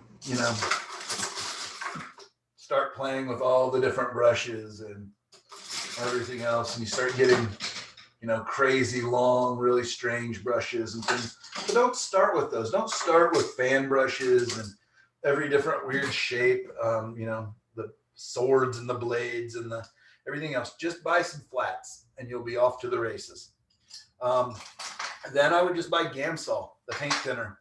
It's great for mixing a little bit with your paint to thin it if you want to, or doing like we did with the wiping away. It's how I clean my brushes 90% of the time. These are natural hair, so I want to keep them away from water as much as possible. Once I start introducing them to water, they have a tendency to start splitting and splaying and doing different things. So I generally almost never clean them with water. I have friends that their brushes never touch water, but I do clean them from time to time. So it's what I do is in my paint thinner there's a screen, which is stuck. This thing's so old. I've had this for so long. There's this screen in there. You guys see that with the holes? That sits down underneath, and that sits above where all the pigment of the paint seeps down to. So I take my brush and I'm just going to pretend that I'm on the screen of the cleaner, and I just go back and forth. I push down so that the bristles splay. a little bit, back and forth, just to get a little paint in there and in between the bristles. Then I pick it up, take my paper towel, and I pinch it. And then pull through. Pinch it and pull through. Pinch it and pull through. It seems like a lot, but while I'm doing that, I'm generally on autopilot and I'm looking at my painting and observing it and asking questions. So this kind of becomes like a little bit of a break. And then I'll just do it again. Pinch and pull until I basically have no color. If I'm going from like a dark color to a white or a light color, then I'll clean my brush more. If I'm going from a dark to another dark or something like that, or I'm painting very earthy colors, I don't generally care if my brush is a little bit dirty. But that is how I clean my brushes 90% of the time, is just by that until there's no color left. All right, let's get a new paper towel. And yeah, pretty much clean. This is a Egbert, really long bristles. When you become a little more advanced and you want to play with making crazy brush strokes, it does just weird things, but I love them. I'm learning to play with them this last year, but I would have never touched these as a beginner probably. If again, I'm with my new beginner painter friend and we go to the store to buy some paints, I would suggest that they buy always titanium white. Okay, so that's the always color that gets added to all my combinations no matter what. Gamblin says that they sell far more titanium white than any of the other colors. I think it's like almost more titanium white than all of the other colors combined. I'm not positive about that, but it's on every palette every time. Okay, then I would have them buy a lemon yellow or a yellow light.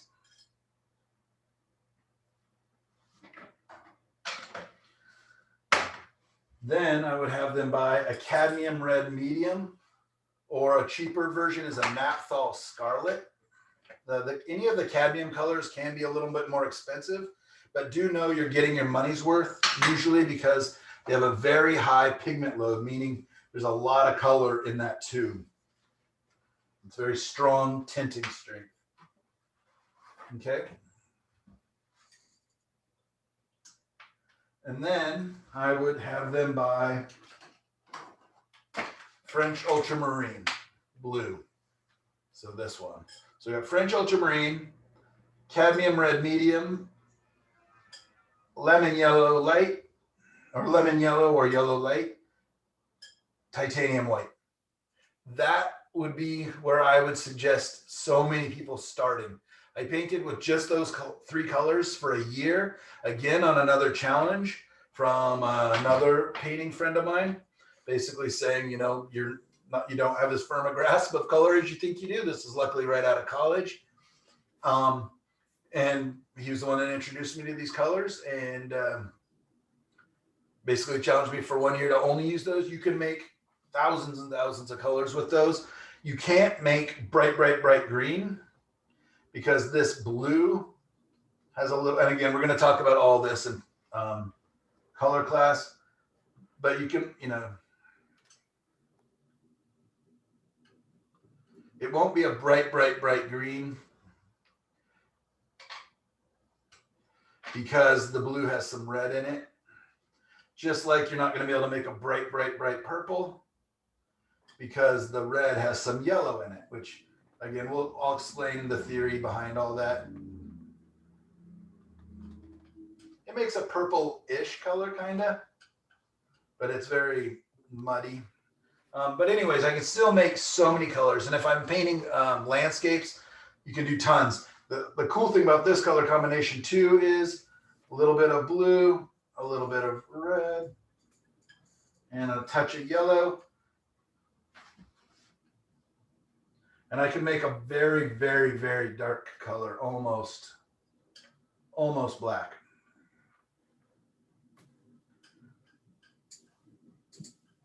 So with those colors, I can do a huge amount.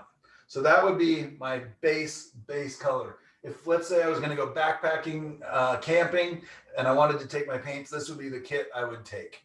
Lightweight, less amount of paint, couple, 2-3 brushes, some Gamsol, and a couple lightweight panels, and off I go to the woods. All right, but because this color range is limited, I began to add more colors. Every artist has kind of their own colors that they like. I don't think I've ever met an artist that uses exactly the same colors I do, and that will evolve, and you'll kind of add and subtract. But I use what I call as a split primary system.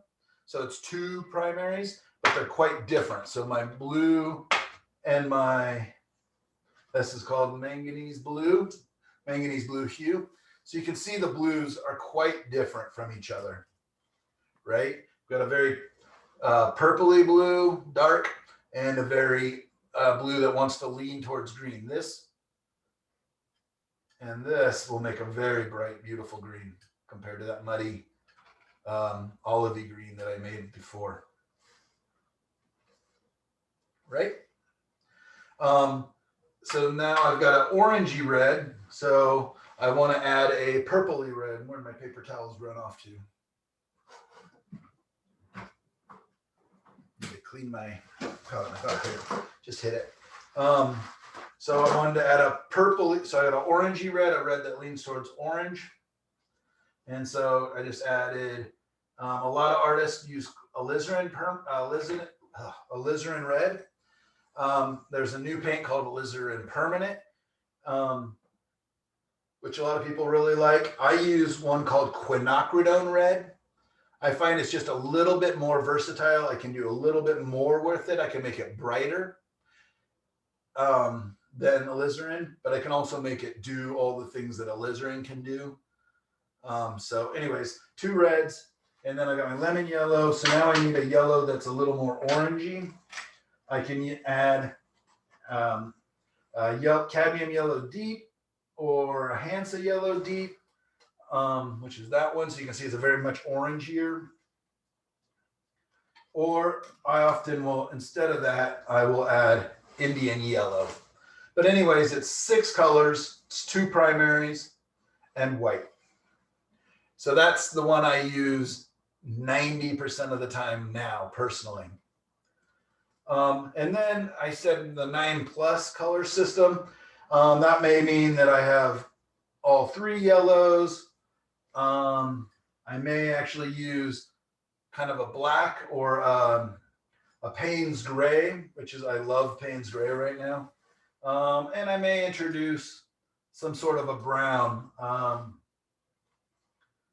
What is this one called? Venetian red. I just love Venetian red. Does beautiful things, but I hardly ever use it.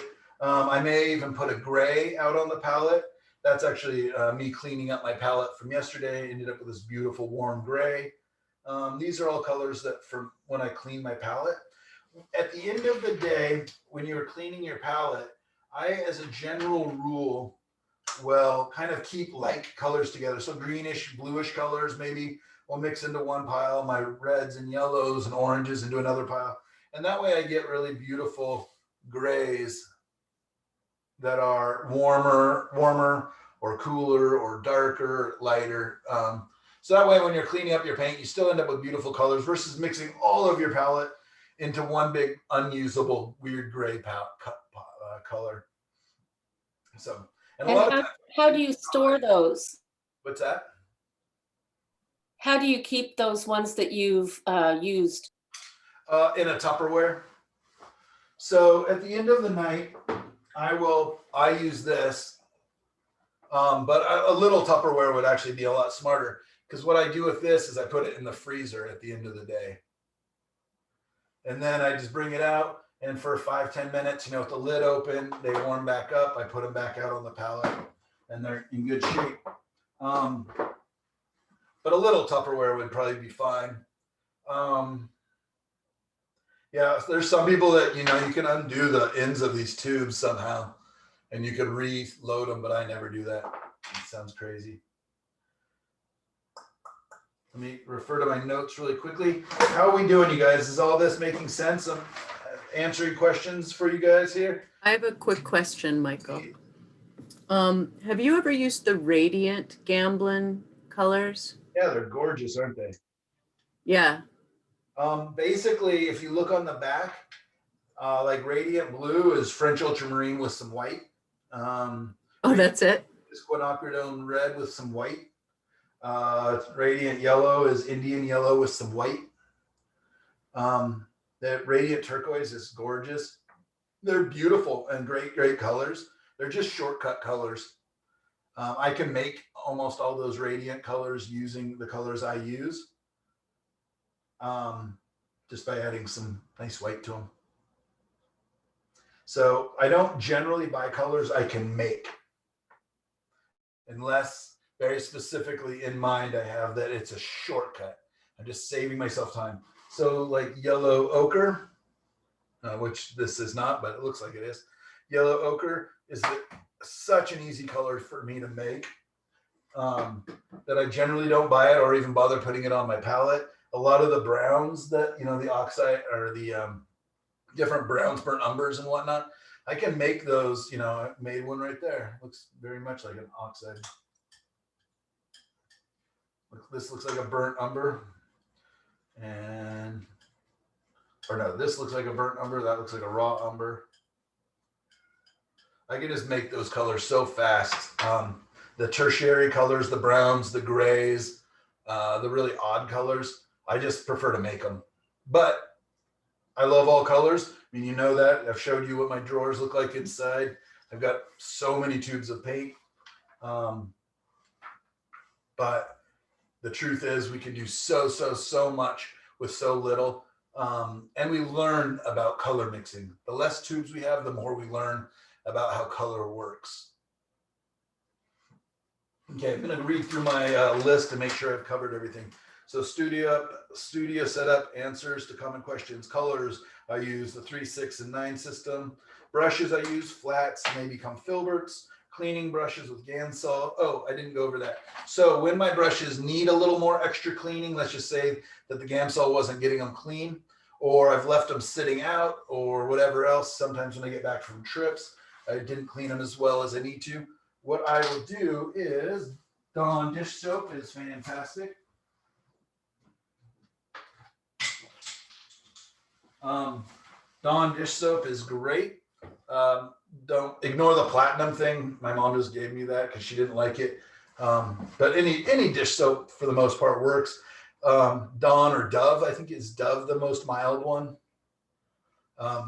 I might want to use that generally. The Dove soap bars are really great because you can just kind of push your brush against them. Anything that will cut fat, cut grease. The thing that I like to use the most actually though is Murphy's oil soap. It cleans so well. I'll just kind of let it soak in there for a little bit. And the other nice thing I like about Murphy's is that it also softens, or it makes the brushes healthier. It's like adding conditioner to them a little bit. But I do, when I do use Murphy soap, it would be first Murphy soap, clean it, really get the oil out. You'll think your brush is clean, and so much more paint comes out when you use Murphy's oil soap.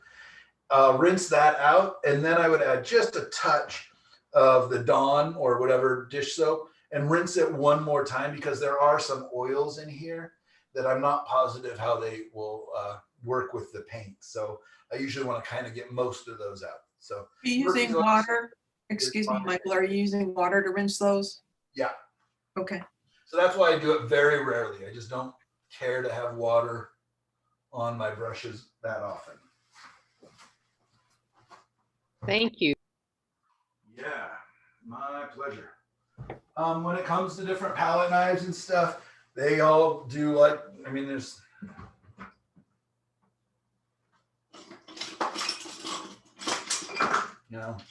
tons of different types of palette knives. I don't do very much palette knife painting. I wish I did more. But so I'm just going to let you kind of experiment with that. I just get 1 or 2 to mix my paints with generally, and to clean, kind of scrape things up. if when you're mixing your colors, you use your palette knife versus your brush, you have far less cross-contamination. The reason is it's super simple to clean a palette knife completely. Each time you just wipe it off versus a brush. Every time you wipe a brush, it can take 20 or 30 times before you get all the paint out. So if I go dip in another color, it's a lot easier with a palette knife. So when mixing colors on your palette, I suggest you use a palette knife. Clean these out of the way. How are we doing on time? 11:20. All right, so very, very quickly. Anybody need another little minute break or anything? I'm going to change this up so that it's aiming back up here. So this is a very old painting I just got back actually from one of my galleries.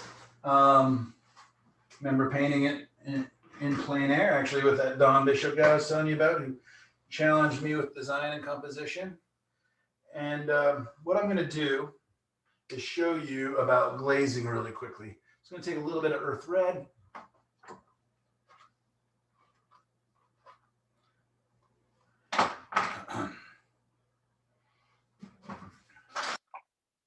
A little bit of French ultramarine. A little bit of Indian yellow. Indian yellow is a little contaminated, so I'm going to not use it. Get some clean back. Well, what green was that, please? Oh, I don't have any green, just Indian yellow. It's the same colors that we used for the last assignment. So French ultramarine. That's where you heard it. French ultramarine. There we go. Yeah, it makes it look like it's black, but it's the French ultramarine, earth red, Indian yellow. Okay. Then I'm going to take some Galkid gel, which will probably slowly slide down my palette like a slug. See if this works. And I am going to quickly give this a glaze so that you guys can see what happens with a glaze. The glazing is, imagine putting a very transparent piece of glass over it that has a little bit of color in the glass. So I'm going to make this look like a kind of old-timey photo, kind of a sepia tone photo. Does that make sense? I'm going to take my gel and I'm going to mix a little paint into it. Add a little bit of paint in it because it's a little bit sticky.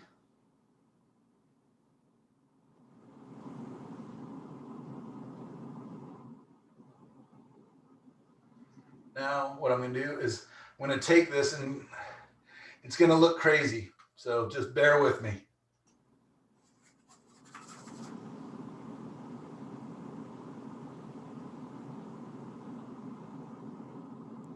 Your painting is really dry, right? The painting is 10 years dry. I don't know how old it is, but yeah, it's dry for years. But yeah, you want it to be very dry. Otherwise, yeah, there's a chance that I could kind of reactivate it a little bit or start moving paint around, smushing it.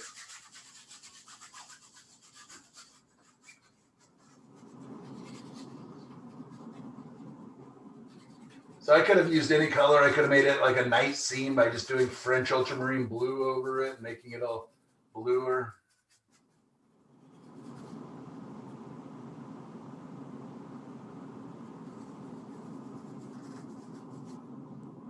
How do you feel covering this up now after 10 years? Fine. I've learned that I learn faster by making big mistakes or by going big, kind of gambling big. As long as I'm paying attention and learning, oh, don't do that again. That sucked. Or, hey, I'm on to something. Maybe that wasn't exactly what I wanted, but I'm on to something.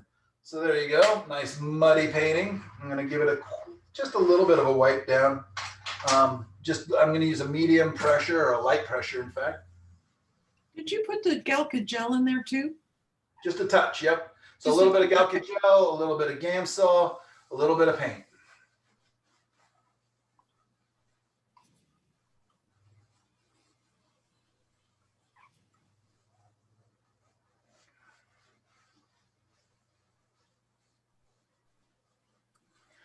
Now it looks like I'm just kind of looking through sunglasses at it, doesn't it? Mm-hmm. Like that kind of, you know, rose-colored glasses almost. What would have happened if you used the blue like you said you could have done? Sure, let's do it.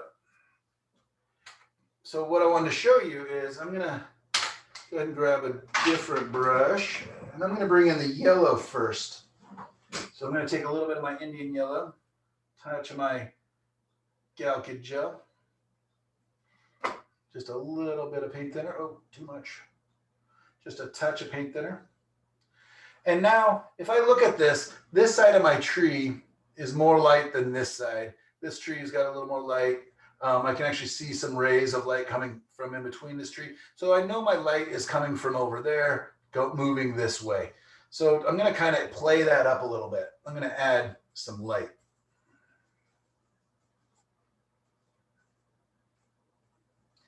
This is the light kind of striking the objects here.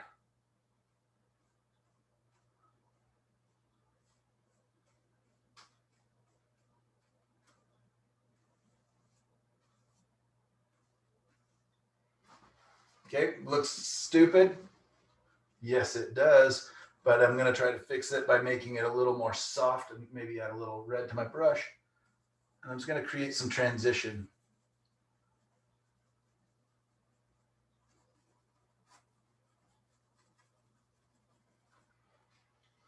Got a little too hot, so I'll just wipe it down a little bit. A little too yellow.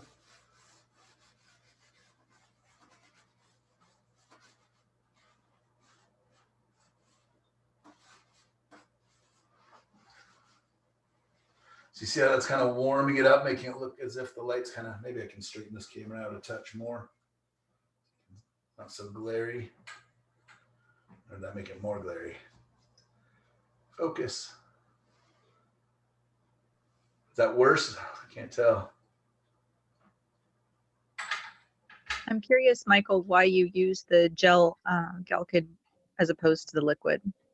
Oh, I could have used the liquid. I just don't have it available right now. The liquid would have been great, but it also just ran off my palette.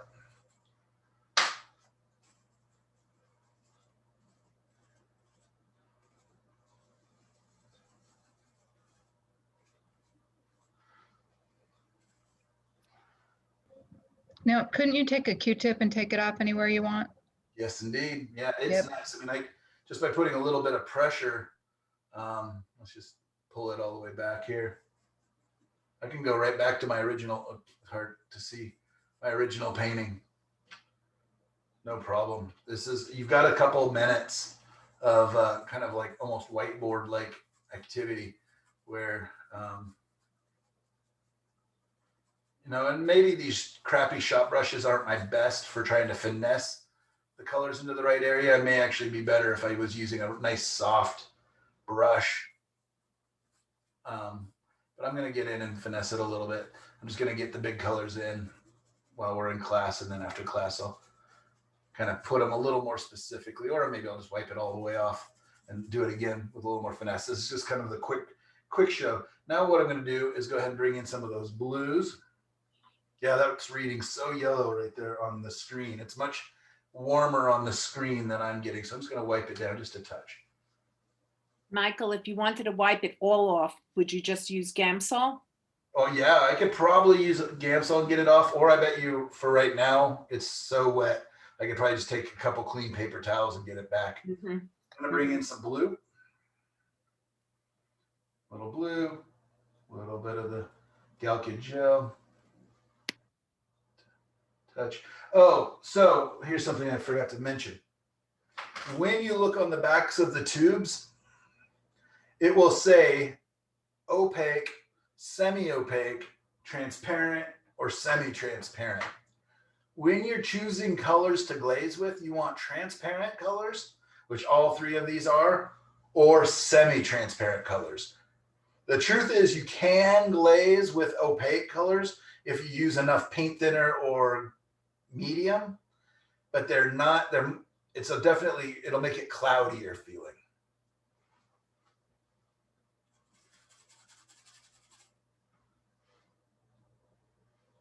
So now I'm going to come back into my stronger shadow areas and cool those down by adding a transparent blue.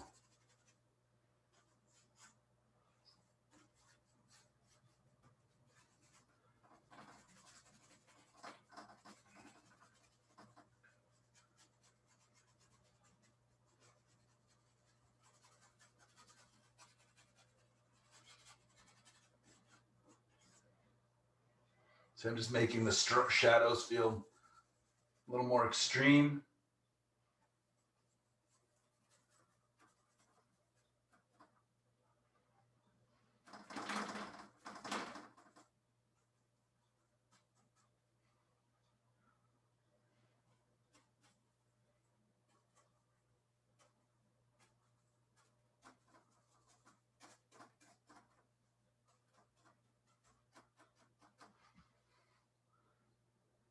A lot more punchy now, isn't it? A lot more dramatic. Of course, I forgot to take a before and after picture, which is always the case. You have it on your Zoom. That's true. Yeah, that's true. Maybe when I go back through, I'll grab a quick still so we can see.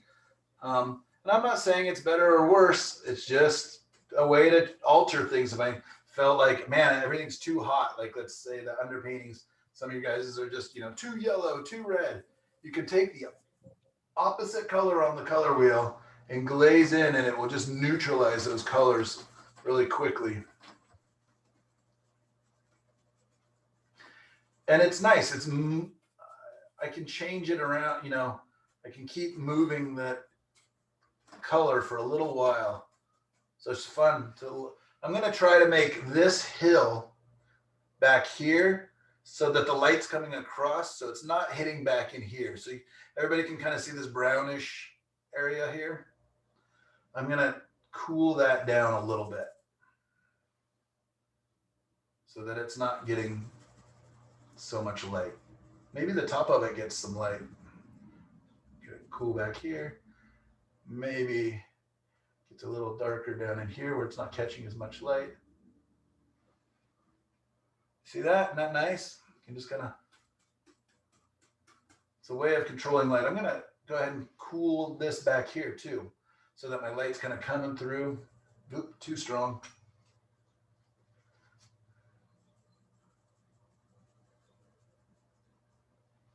Now I'll just take my paper towel and manipulate that a little bit.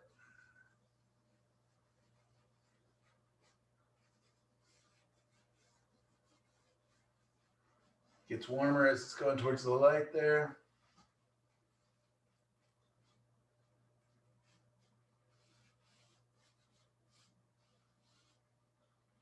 Add another little band of horizon that's almost invisible. Maybe get it a little stronger.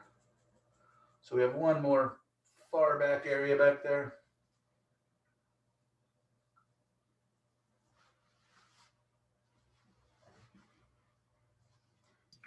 Michael, you said this was an old painting. You didn't varnish it or use any kind of archival spray on it?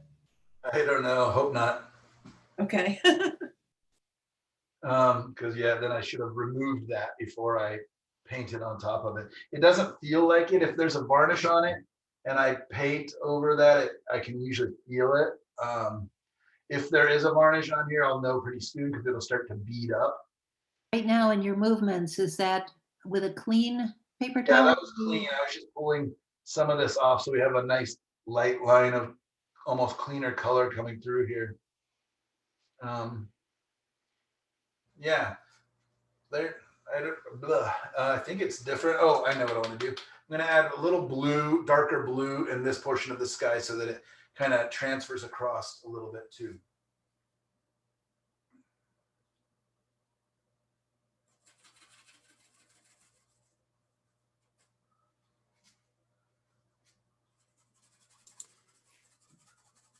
Just a quick question.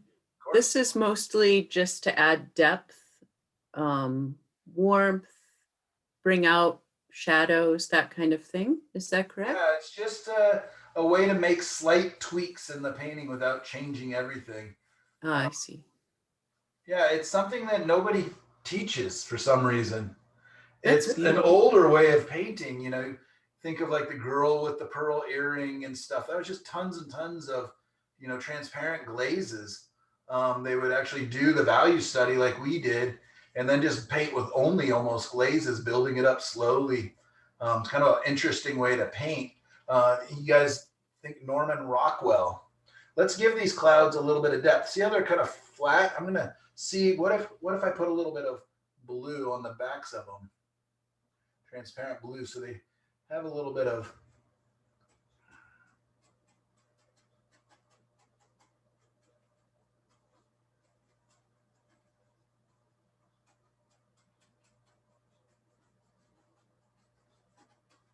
almost a back shadow, right? Kind of coming off the back side of the light. I think just the shadows that you added to the trees and the shrubs brought so much to it. And if I want, with these colors, what's nice is if I do want really dark area, let's say I want some of these shadows to go really dark, I just mix my French ultramarine and my earth red together. And let's see if I can show. I'm going to put it here, but I'm not going to leave it here just because it's going to be too extreme. But kind of before, after. I'll put that dark somewhere where it's even more obvious. Let's put it in the shadow side of this tree. You'll see that it's going to be far too dark. If I put a dark into this kind of lighter area, watch what happens. It wants to come forward, doesn't it? It wants to go from the background tree to the foreground tree. So now I need to get rid of that. But I can come in kind of maybe at the base of some of these, maybe the base of this bush on the shadow side, maybe kind of hidden in there. Maybe some of the cast shadows start off really quite dark and then kind of dissipate as they get further from the source of what's casting the shadow. Maybe I can bring in some of the darks in this tree. And the cool thing is even though I've gone ahead and glazed into this, it doesn't mean I'm done painting if I don't want to be. I can come back in and let's get some of my white back. I can take, you know, and get some white, oh, yellow. And I could really still now, so this isn't transparent paint, this is opaque paint, but I can paint right over the top of it.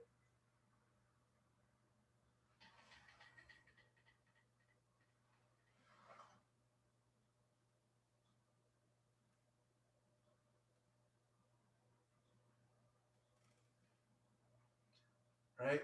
So it's not a one-way streak either. A lot of people think of glazing as kind of like the last thing you might do.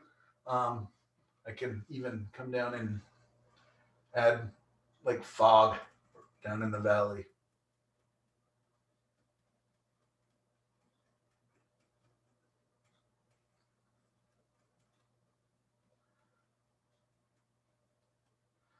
Let's add some fog there. That's where my Bob Ross comes in. I had a little happy fog down here. And hide that. Add some warm, soft, hazy light through here.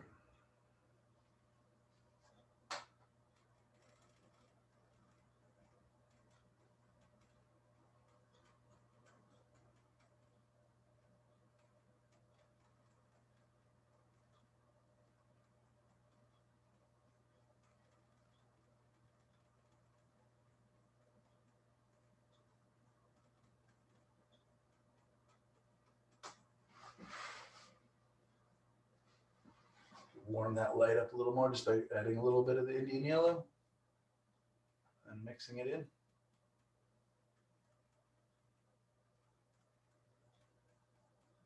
So anyways, lots you can experiment with and play with. with glazing. I just wanted to show you some of the ways it may be used. But yeah, I will take scenes out of the video and we'll do a little before and after, and we can all vote if we think it got worse or better. Who knows? Could you have just as well, if you wanted, could you just as well have lightened up a bush by just putting a yellow over it? Would it work? Yeah, so you wouldn't lighten it up. Anytime you glaze, you're inevitably darkening it because you're adding, you know, pigment over the top of something. So when you're glazing, you're never lightening. When I added the white in to start lightening things, all of a sudden that has a different term, which I can't remember right now. But you don't glaze with white. It's like scumbling, or what is the name for it? And it could be just tinting. Anyways, let's do something real quick. So let's pretend I did that. Don't like it. Let's just take some paint thinner, rub it across the whole thing.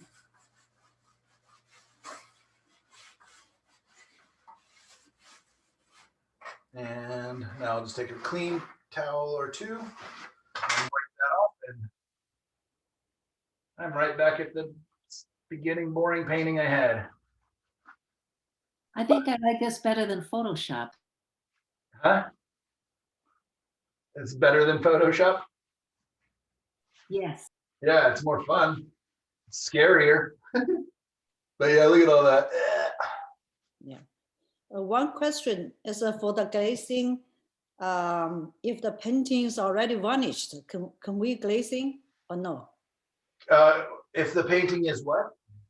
Varnished. No, you'll have to remove your varnish. Oh. So that's the one thing I didn't cover, varnish.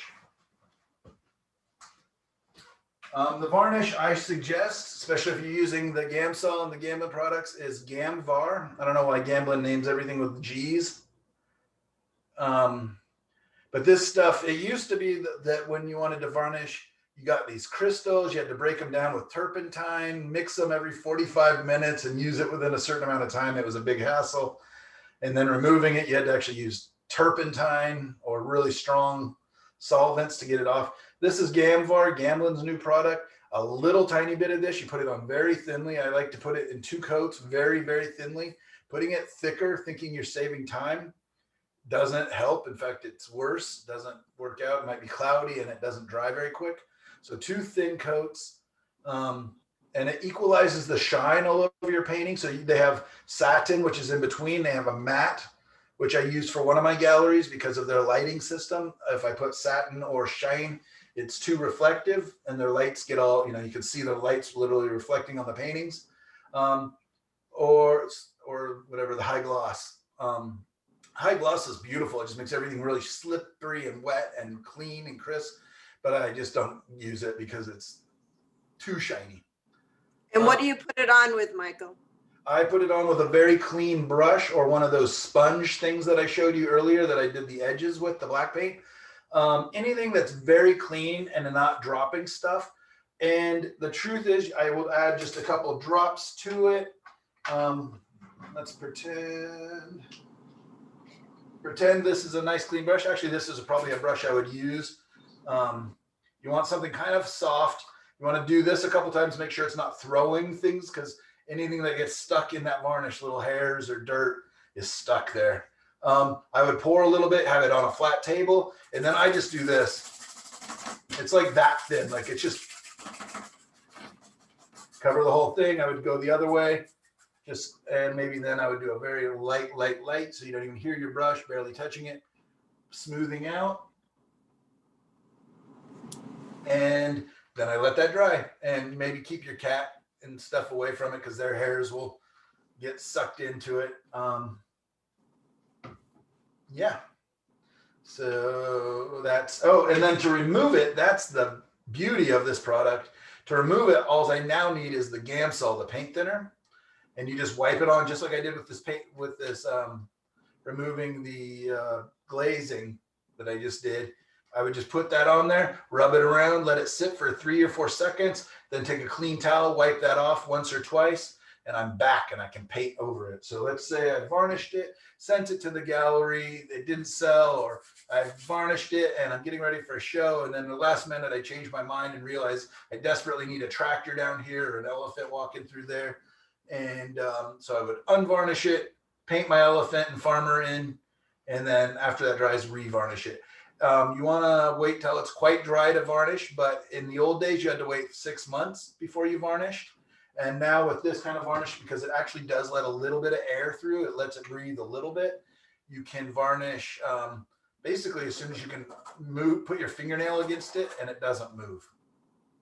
Michael, this is Kim. Why do we varnish and do we have to varnish? You do not have to varnish. Oil paintings are innately pretty well protected. They have kind of a natural shell to them almost when they're dry. You don't have to. What you'll notice in your paintings is sometimes you'll get uneven shine. Like dark areas might be shinier than light areas, or if you use a little more paint thinner in one pigment versus in another, that'll make it dry a little more matte. So if you want to equalize the shine, that's a good way to do it.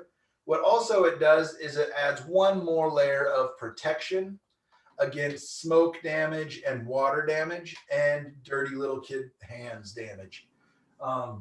Basically, let's say you have this painting up over the top of your fireplace, and after a couple of years of just that little bit of smoke that comes up, you know, we've all been to churches where they burn incense and stuff, and they have that kind of darker brown color to them.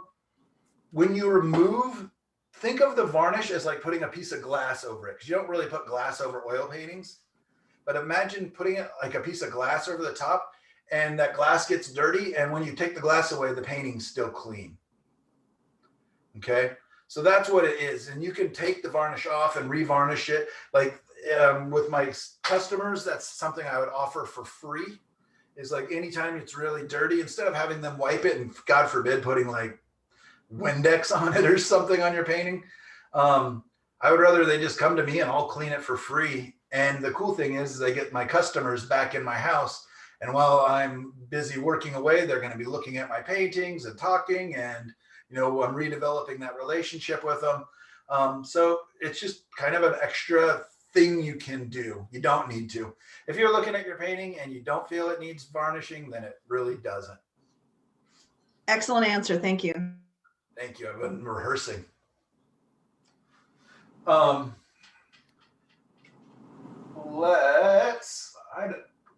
do we got? 45 minutes.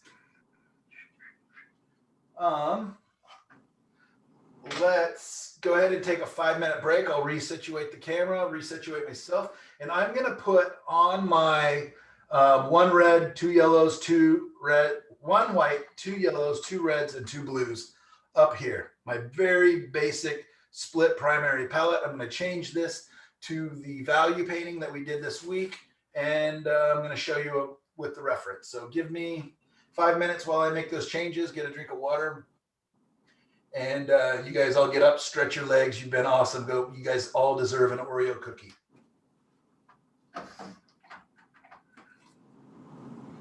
I'm gluten-free, and just to let you guys know, I heard that Oreos are coming out gluten-free this month. 2021 is really shaping up.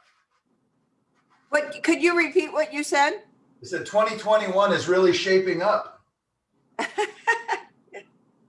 Much better than last year.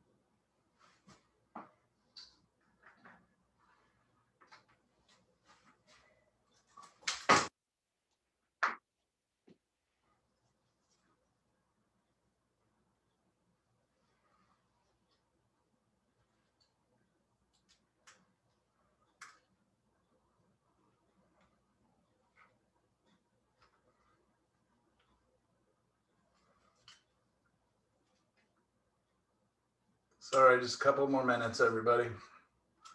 Just trying to, oops, there's my ceiling. Trying to figure out how to get the most in the seam there. What angle to have the camera.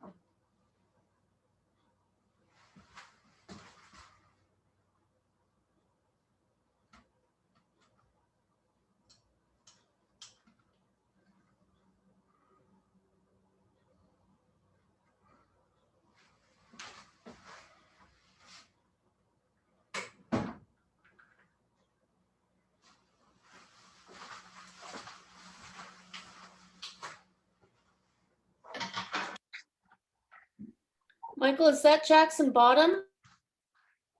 What's that? What location is that painting? Tualatin Bird Refuge. Tualatin River Bird Refuge. But it's on Roy Rogers Road. Yeah, okay.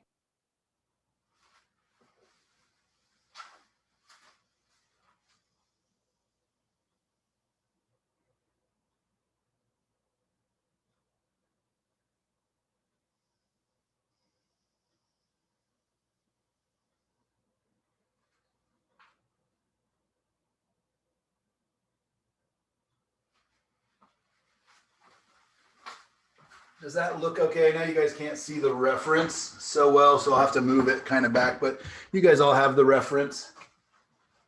Looks good. Cool. Turn on some more lights.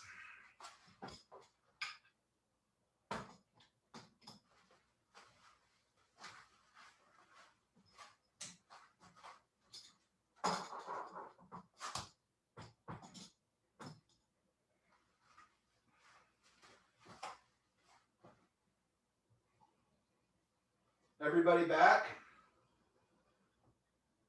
Yep. All Yep. right, let's get started here in 30 seconds. Just drink my water.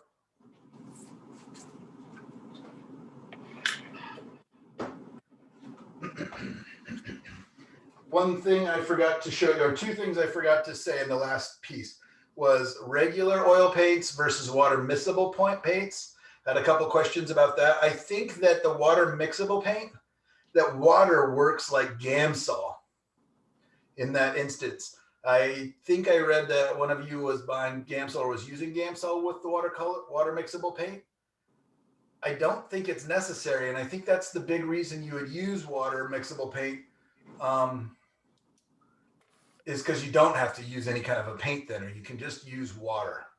So a tiny bit of water with your paints should do much the same as a little bit of Gamsol would do with regular oil paints. So, and then acrylic paints is just water or whatever mediums you choose as to use with those from the acrylic lines. But you wouldn't mix oil paints and acrylic paints together. You could paint over a dry acrylic with oils, but you wouldn't mix them together, and you wouldn't use, as far as I know, you wouldn't use oil mediums with acrylic paints or acrylic mediums with oil paints. Okay, that's just my knowledge of it. I may be wrong on some of those things. The other thing was on cleaning my palette. I'm just going to go ahead and make a little mess real quick. Okay, on my palette, I almost always paint on glass. The one that I was showing you down below is glass. This one is glass. And so then just a simple glass scraper, you know, with interchangeable blades. I've got, you know, little ones as well. Does the best job of picking up the paint. And in fact, it does such a good job that I can actually take my paint off there with my palette knife and create a pile again. I put a video on our group chat with the 5 minutes to saving you hours in the studio. That was if you're lazy and don't clean up each time after class or many days after class, or you are out plein air painting and you throw everything back into your backpack at the end of the day and you forget to get to your palette and to clean it, and it's just really stuck on there. Even a glass scraper won't clean it off. I suggest in there a little isopropyl alcohol, rubbing alcohol. 99% makes it really clean. 70% works, but it's a little more scrubbing. 99%, I just put it on. Imagine this was on a flat surface.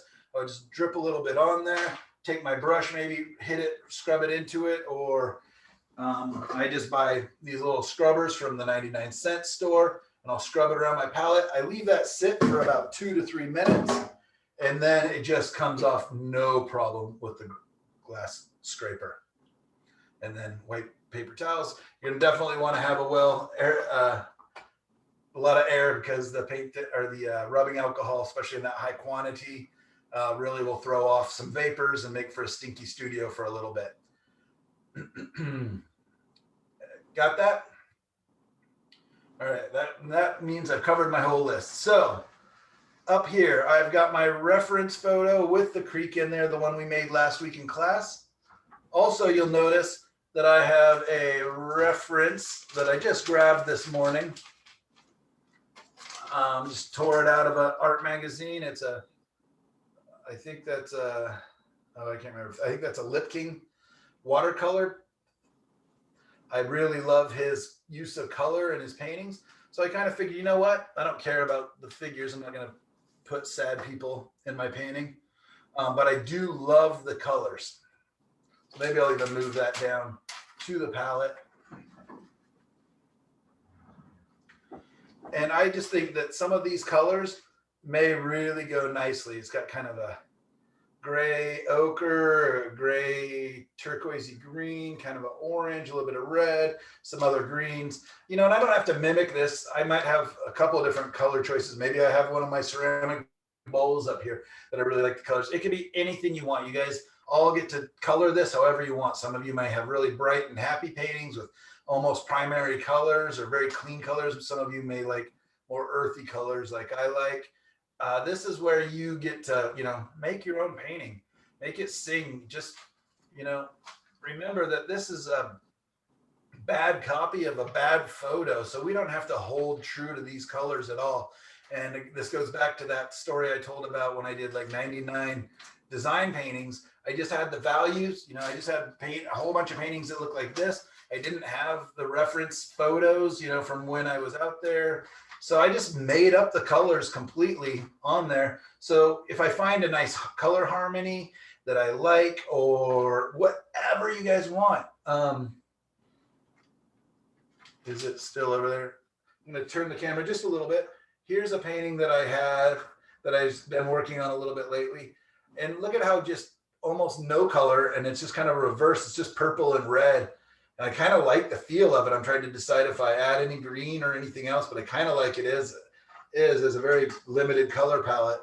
But I just make things up. If we look up over the top of my shut this up over above my computer area there, that is I actually painted that during day, midday, out plein air. But I made it look like sunset just because I like that, and then, you know, push the wind and stuff. So I'm not afraid to, I don't really care about, for me personally, colors representing nature exactly. So that's up to you. There's a lot to learn by trying to replicate nature and the beautiful colors that are out there. And you know what I mean? But for me, I want mood, atmosphere, all of that is more important. So we have a half hour, so I'm not going to get finished with this painting probably, but what I will show you is how I'm going to approach it. Oh, doesn't ever want to stick because of the paint thinner under there that I just wiped it and cleaned it with. All right. So I want to show you a little bit about something called pre-mixing. And this, so I know that all these different stages of painting, it sounds like a lot of work. You know, we've done cropping, editing, picking our image. Then we did little no-tan sketches and 3-color value sketches. Then we did a value painting where we worked everything out. And now I'm going to come over to my colors and I'm going to do something what I call pre-mixing. And you know, how many steps? That's like 5-6 steps just so we can paint. But I promise you, at least for the first bunch of paintings you guys do, or if you can do this kind of semi-regularly, it's really gonna free you up later on. So what I'm gonna do is I'm gonna think of, like, what are the 5 or 6 big colors that I really want, the important colors. I've got my purpley sky colors, I've got the pink around the clouds, I've got the darker clouds, the light, I've got my ground plane and my upright trees, the darks in the trees. So that's about 5 colors there. And I'm going to pre-mix each one of those. But what I'm going to do, so I'm going to mix the sky area, the kind of purpley sky color first. And just to not complicate, I'm going to go more based on the photo, but with a little bit of change. So I'm going to kind of half ignore this now, just so that we're all on the same page. So let's say it's kind of purple. So first thing I'm going to do is mix purple. So I grabbed my French ultramarine, which is my blue that leans towards purple. Then I'm going to grab my quinacridone red, which is my red that leans towards purple. Again, this red leans towards orange. This blue leans towards green. So I'm mixing my blue that leans towards purple, my red that leans towards purple, and I've got a very, very dark purple. So I'm going to go ahead and add some white so that we can see the color. Woo-wee. Look at that, it's beautiful. It's coming along, but it's so much. Which blue did you use, please? French ultramarine. So French ultramarine leans towards purple because it has a little bit of red mixed into it. And we'll talk about that. We'll go over all this in the color theory class. But yeah, you can see that's way too dark and way too purple. So I'll clean this up, get it back into a nice pile. For one, it's way too dark, so I can lighten it.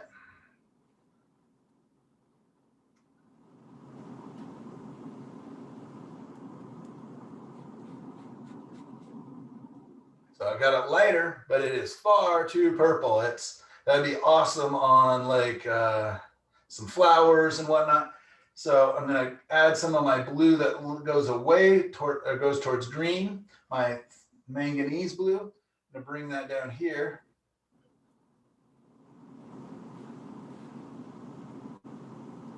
All right, I'm getting closer. Let's add some white because I know it's lighter than that.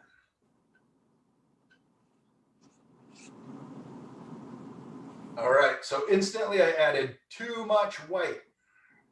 So I went too light, so I should have snuck up on it a little more. But this time I'm going to add a little bit of French ultramarine because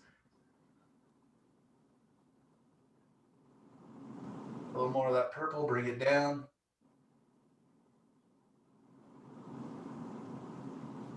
All right. It's not exactly right. You know, it's still a little bit too purple, too earthy. So what I'm going to do now is if you can imagine a color wheel, what's the color across on a color wheel from purple? Yellow. Great. So I'm going to take a little bit of my yellow. I'm going to mix that in. And what yellow does is it's going to neutralize my purple. It's going to take it towards gray.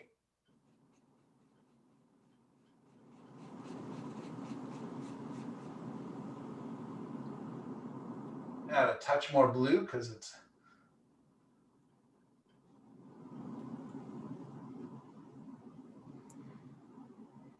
getting there.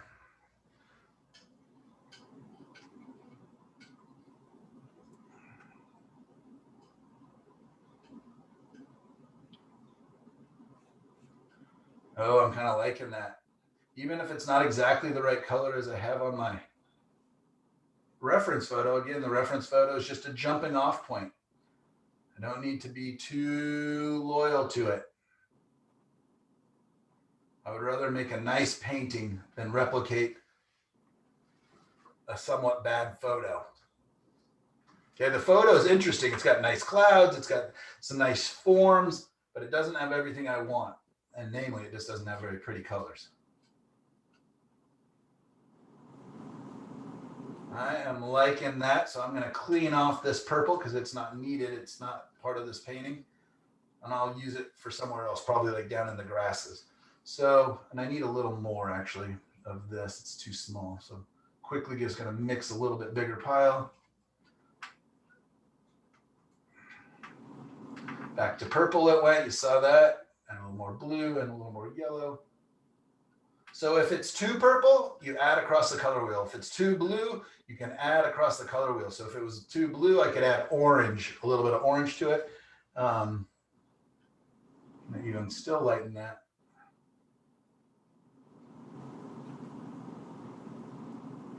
All right, so what I've done is I've made a nice pile of a nice color that I like, that I think is going to look nice up here in the sky. All right. I know that the sky gets a little darker up in the edge up here and a little lighter as it goes down. So I can quickly, with this pre-mixed pile, I can make it a little bit darker.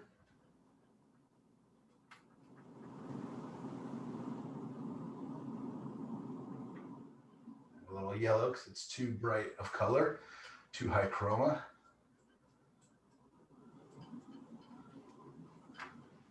Okay, so now I have a darker and a lighter version. I'm going to pull that lighter version down, and I'm going to, as it gets down towards the clouds, it's going to get a little warmer. And a little lighter again.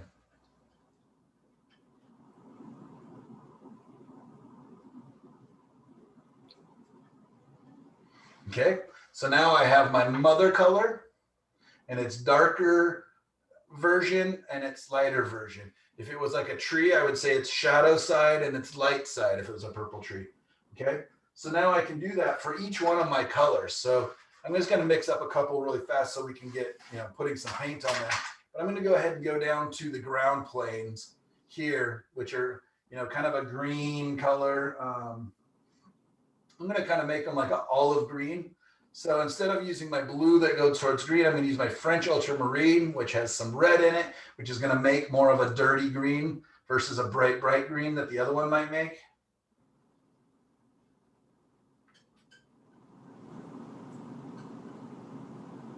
So there you go. I'm making a very dark,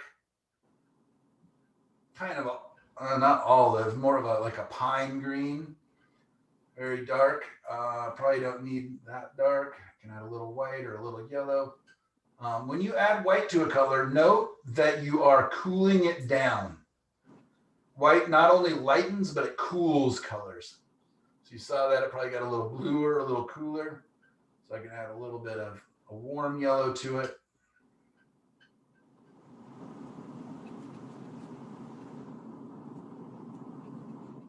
All right, yeah, now I'm getting a nice, beautiful, ugly color. But it feels much more organic and much more real than if I made just, made a pure green. Yellow and blue make green, but that's not the green I want, right? That's just too bright. Just wouldn't exist in this setting, in this world that we're painting. So I like this green, or at least I'm going to pretend I like it. Now I'm going to make a darker version of it for kind of the dark sides of the grasses. So I put my dark down below on this one. So I just added a little French ultramarine. I'm going to also add a touch of red. If I did have black on my palette, I could theoretically use that. All right, now I'm going to add a little lighter color. Just add a little more yellow to it. Maybe even a little warmer yellow to it, the orange yellow.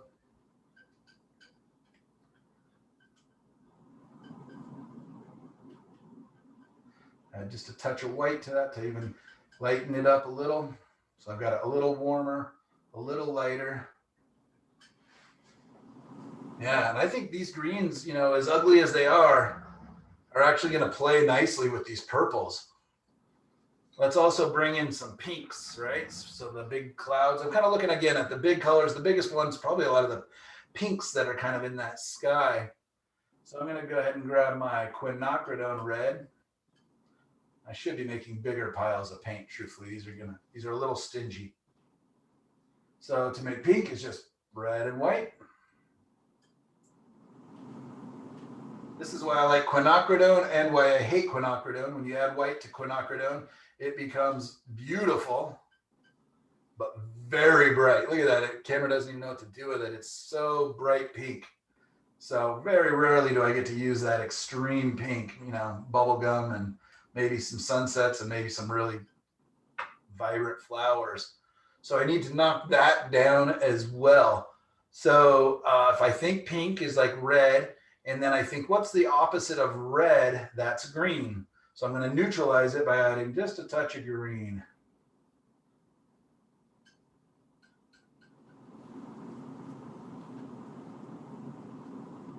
See how it just starts calming down, just a little bit of green in there.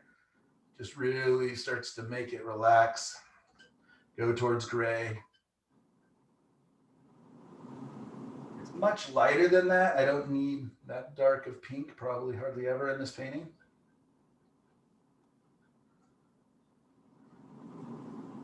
What else is different? The pink is actually warmer than this, a little more maybe towards orange. So I'm going to bring a little bit of that. I'm using Indian yellow as my orange yellow. Ooh, now we're getting somewhere. Oh, yeah. You guys see that kind of a peachy pink color? And if you don't know already, peach is my favorite color for some reason for painting. So that always makes me happy when I see it popping up on my palette. I'm going to lighten some of that. Probably a lot of it because there's not very much.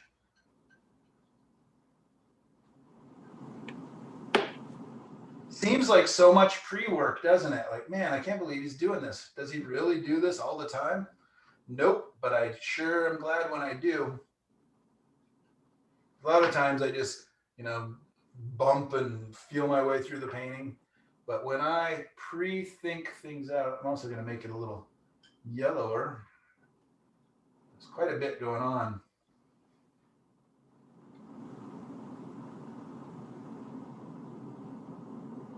And this part is so fun to me, just mixing hopefully beautiful colors. I'm going to see what happens when I take some of that purple that I made earlier. I set aside. I put a little over there, and I pull some of this pink. Let's mix those together. Because there's going to be some darker transitions. Maybe this could be some of the color for in here in the clouds. Maybe add a little more blue. Moody.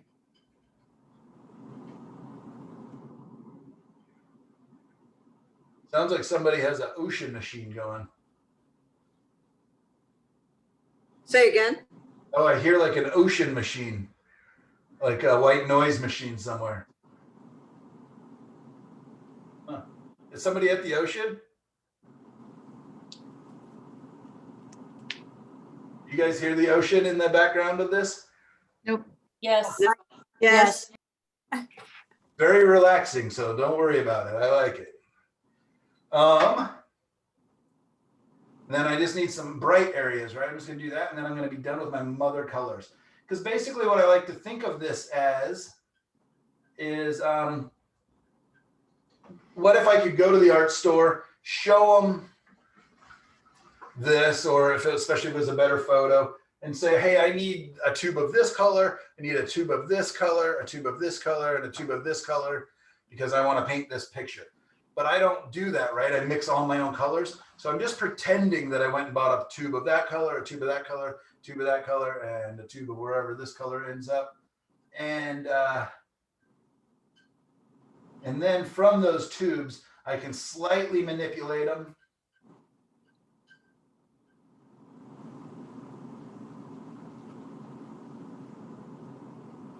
It's definitely a different experience mixing vertically like this. I always mix on my flat palette. So this is a bit of a challenge, but it's kind of fun. And it's nice having them side by side to the painting. So what do you think? Should I get started, guys? Are you ready? So I spent 15 minutes of my last half hour just doing that. I'm going to mix up one dark pile real quick so I have it for the shadow areas where I want to accentuate. So again, that's my French ultramarine, a little bit of cad red, and a touch of yellow, just a touch. So there it is, and I mix those together. And I should get a very nice dark. And just like the dark we make out of French ultramarine and earth red, it's very nice because I can make it, you know, add more blue if I want it cooler, more red and yellow if I want it warmer, a little more, I could add some yellow to it in this corner to make it have a darker green passage. I'll add a little warmer red up in this area. So I have a dark, dark, dark, but warm dark.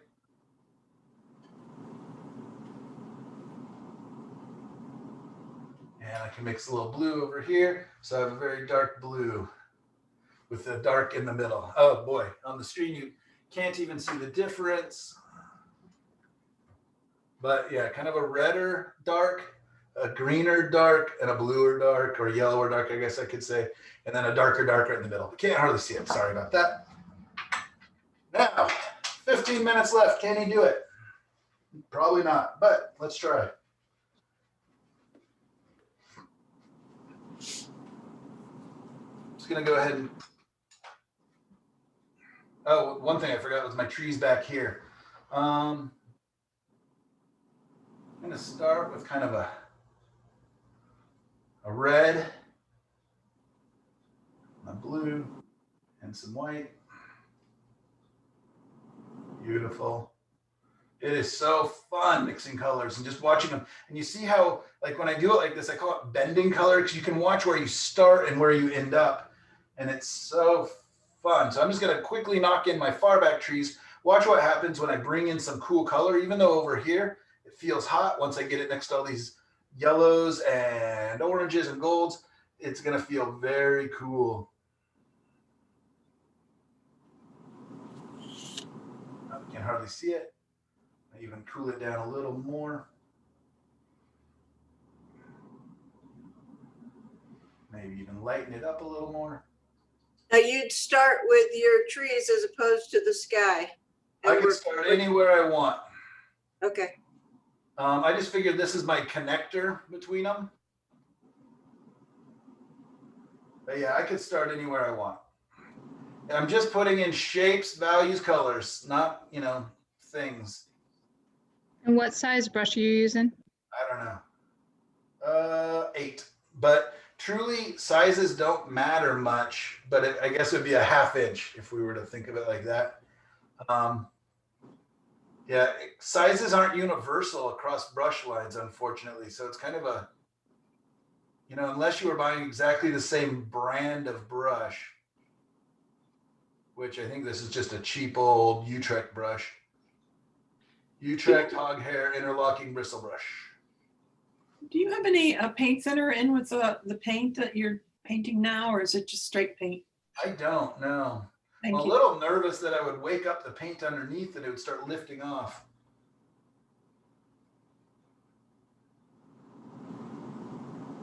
A little bit hard to see. Maybe that appears a little bit cooler to you guys. Maybe I should even push it a touch more.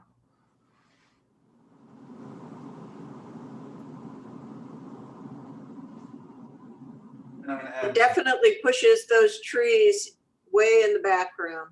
Oh, good. Which is nice.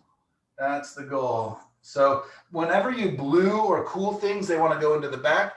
I'm going to actually add some pink on top because the light's going to be hitting them on top. And it's also to connect to the sky without browning them down too much. A lot of that's going to get cut into with the sky, but should be pretty nice. I'm going to bring some of that color into the reflection of my water. I'll keep the sun area pretty clear.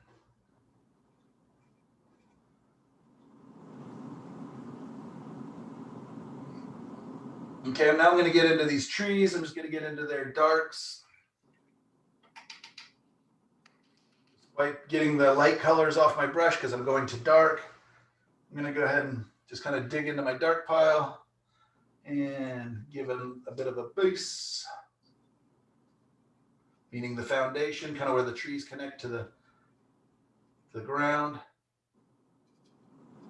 This is going to be a speed painting. I'm going to try and get it done in, well, 8 minutes.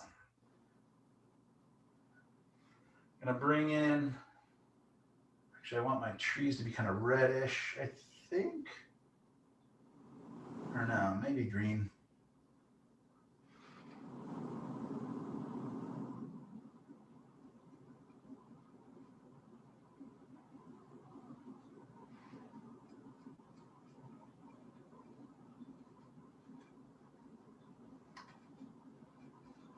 Everybody okay if I go a minute or 2 or 5 over? Sure. If not, it will be recorded. I believe it's still recording. It is. All right.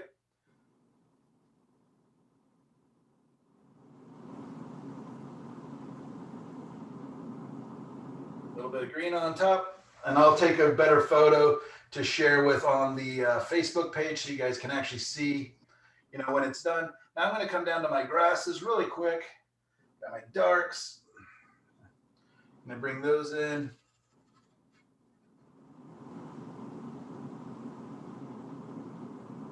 I'll be able to finesse all of this later, but I'm just kind of getting my big shapes in, seeing, you know, do these colors work? I'm adding a little bit of paint thinner because I'm going to cover a bigger area and I'd like a little more slip. I'm also adding a little bit of my sky color because it's going to be reflecting down into my grasses. Too much.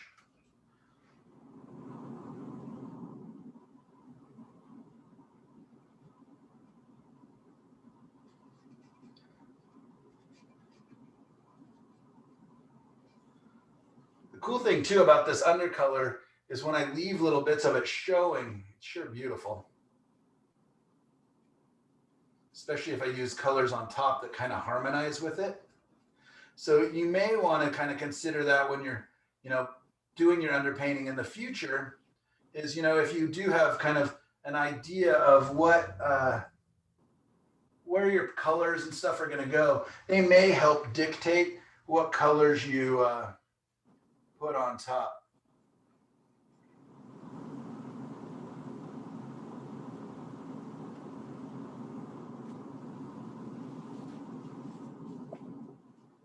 Down in my darks.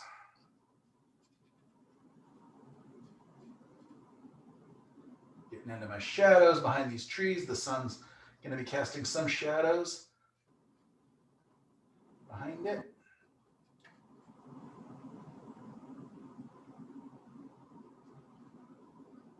And what I do is just kind of basically where my shadow angles go is kind of just, wherever that sun is, I just kind of make them.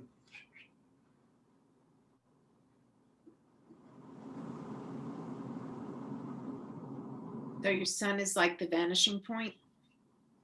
Sort of like as it's casting shadow, yeah, right? Because the light's coming this way, so it's wrapping around this tree, so that means the shadow. I can push it by maybe making the sun a little more obvious. Warm up some of those grasses that are really getting the light.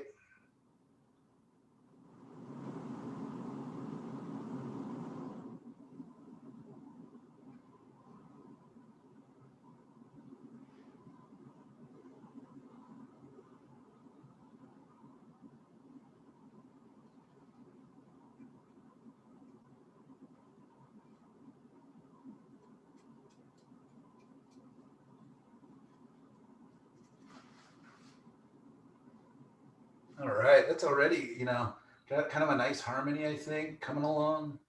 Makes me happy. Let's go up to the top of our sky and add some of those. Maybe I'll do this whole painting with one brush.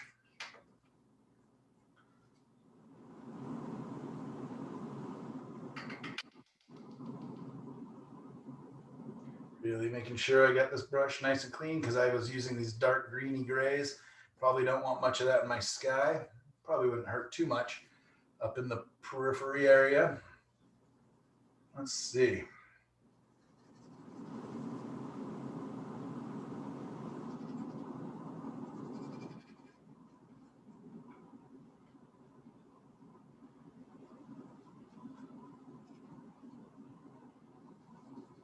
I'm not going to hold too true to the sky reference in the photo. Just I could, if you want to really make it just like that, that's fine. Or you can kind of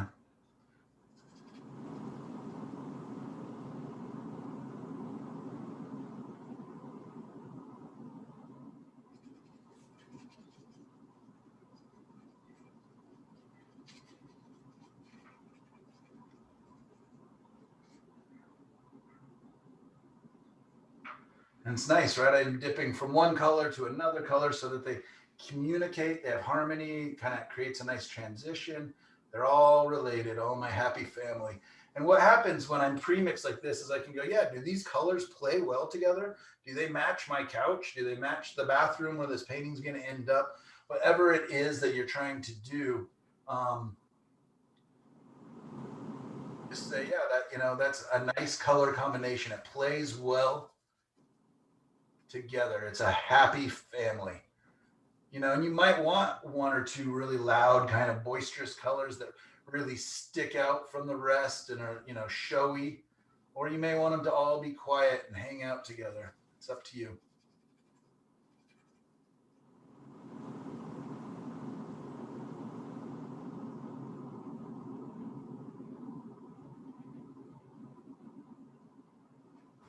So now, just like when I was critiquing your work, I'm looking at this and going, oh man, kind of cool, very dramatic, but boy, is it busy. It's explosions going everywhere. So how do I calm this down?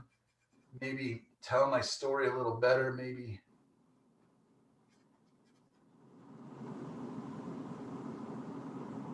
Who's necessary? Remember, if it's not helping, it's probably hurting.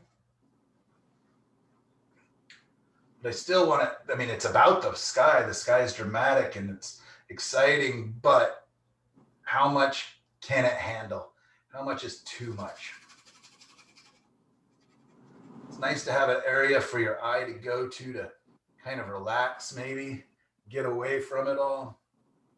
You know, even a happy family, you still want a quiet area, get away from those kids for a little bit.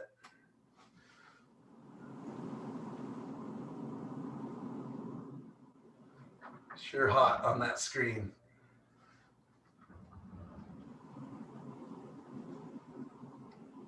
Just kind of thinking, does it have a flow to it? Does it have a nice movement to it?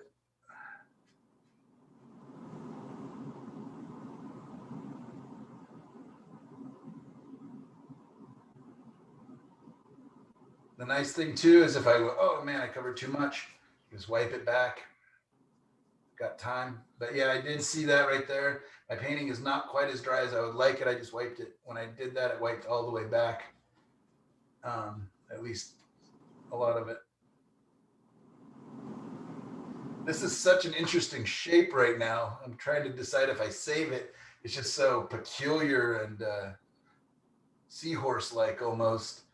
But just because I like the shape, but if it doesn't work, it doesn't work. So I'm just always asking, how much can this painting bear? You know, how much is too exciting?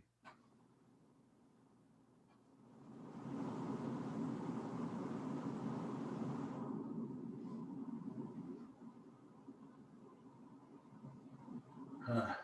Yeah, I just love this, but I don't think it's working.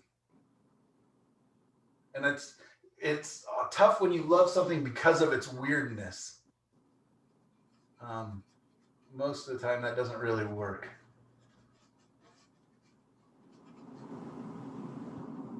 Goodbye, little seahorse.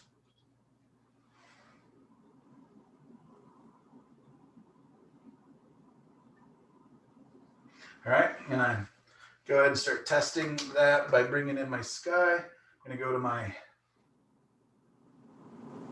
mid pink.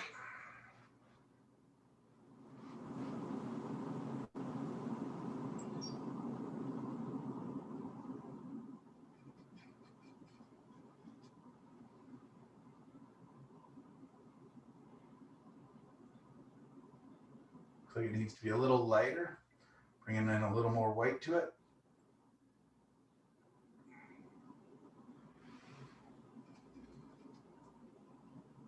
That got a little bit cold.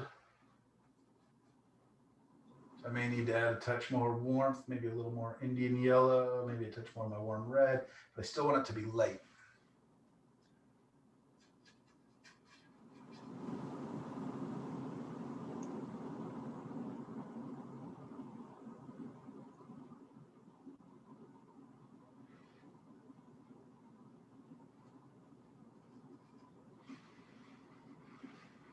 Speed painting.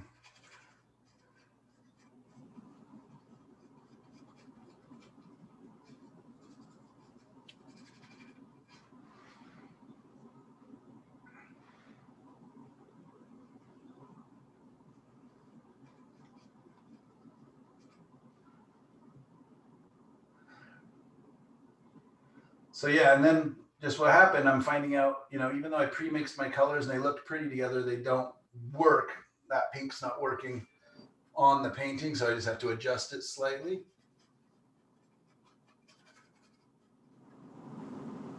No problem.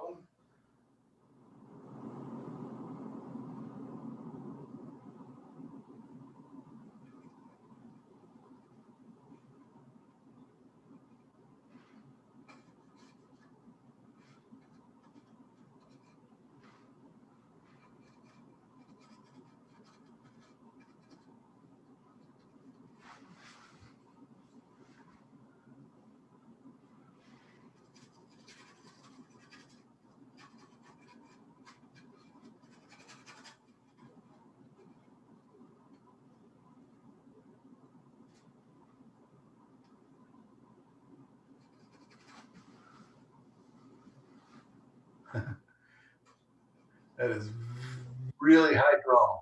There's a lot of energy and excitement in this sky. So I'll build it and then I may have to knock it back slowly. We'll see if I feel like, does this sky make my heart rate raise too much every time I look at it, which right now it sure wants to. If it makes me feel uncomfortable to look at, that probably means, at least for me, you know, everybody will have their own level of comfort. I'm going to start bringing some of these colors down into the water as well. I forgot that I should have reflected the trees down. So I'll leave a little bit of space to bring those darks of those trees in. Those trees are far enough back, they may not be reflecting down into it too much. I won't worry about them.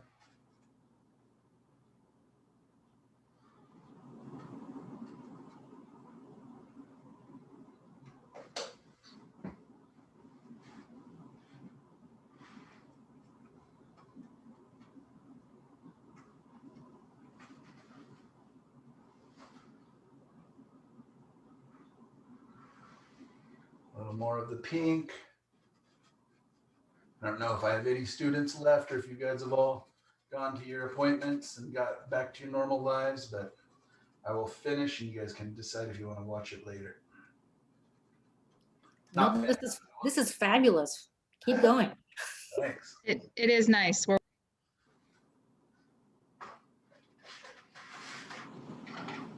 We'll see. I don't expect you to paint it in 15 minutes. Please don't. We get 16 minutes. You get 16 or 17 if you're lucky.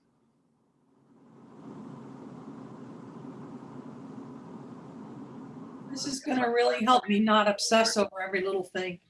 What's that? I'm sorry. This is really going to help me not obsess over every little detail. Yeah, what detail, right?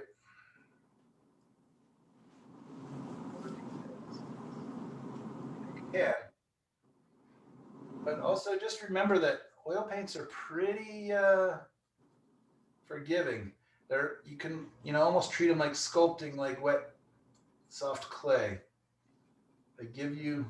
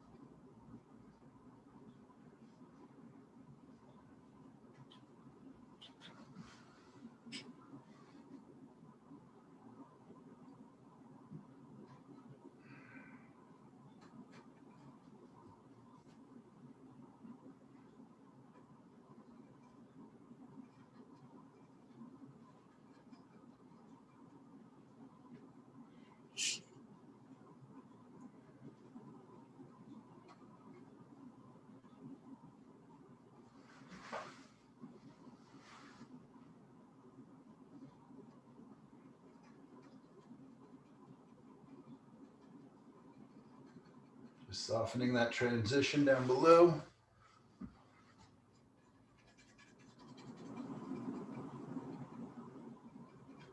Let's get some hotter pink. And the clouds near the sun.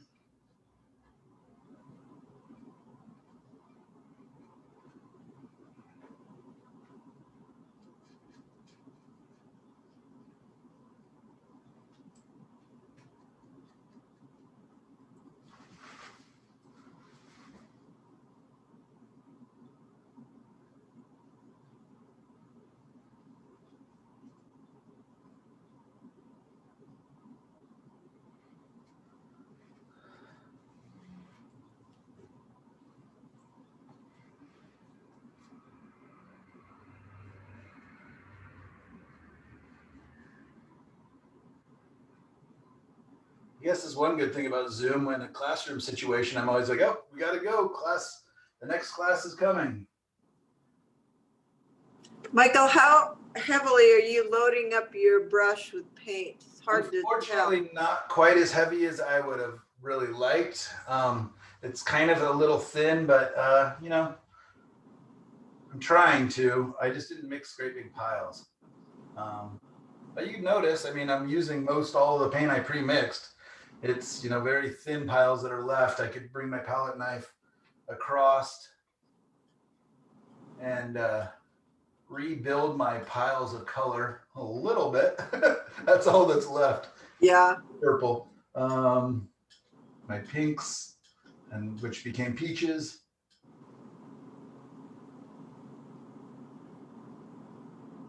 That's how much is left. So yeah, if we went through and compared from, you know, beginning to end of the amount of paint, there's quite a bit of paint on there, but it's still, I can see quite a bit of the underpainting still. What I'm trying to do now is mix up some of that really nice kind of warm light.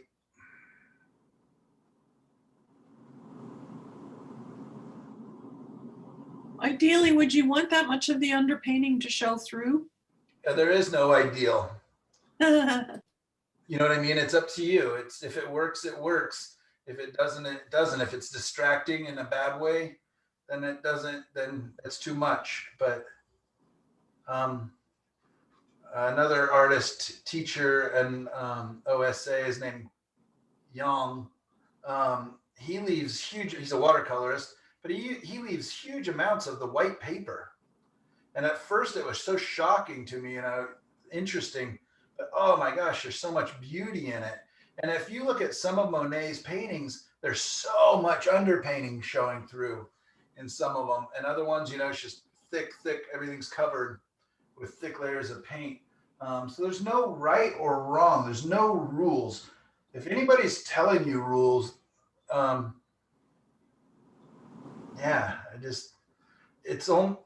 I only care about the end result on the painting. You know, there's no cheating. You can't do that. You know, that's one of the reasons I probably didn't ever take up watercolor, is because it sounded like it had so many rules anytime somebody would explain something to me. You know, oh, you got to leave this and you can't touch that, and there's no this. In oil painting, there's some guidelines that may help your painting be approached a little more successfully. You know, building from dark to light, from big shapes to small shapes. Those are all great guidelines. They can definitely make the painting process easier, but they're not rules. You can definitely go back and forth. You know, you could make a dark mark your last mark in an oil painting and it's still fine if it looks good. But generally, when you're building an oil painting, you want to go from your darks to your lights.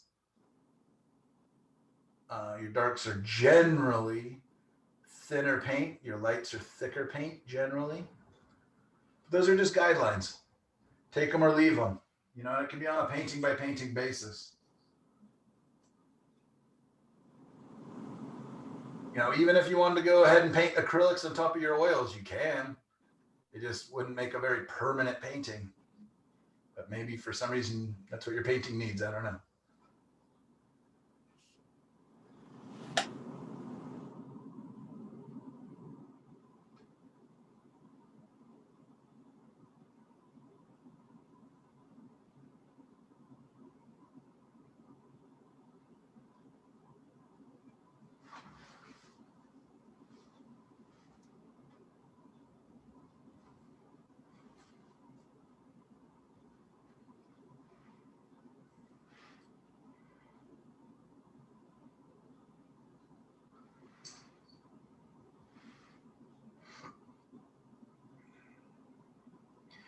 Yeah, I've had instructors and teachers and friends that are painters that are very dogmatic. They're very almost religious about how they paint. You know, everything's got its systematic building structure, and you know, there's rules you never use. You know, some people only paint plein air.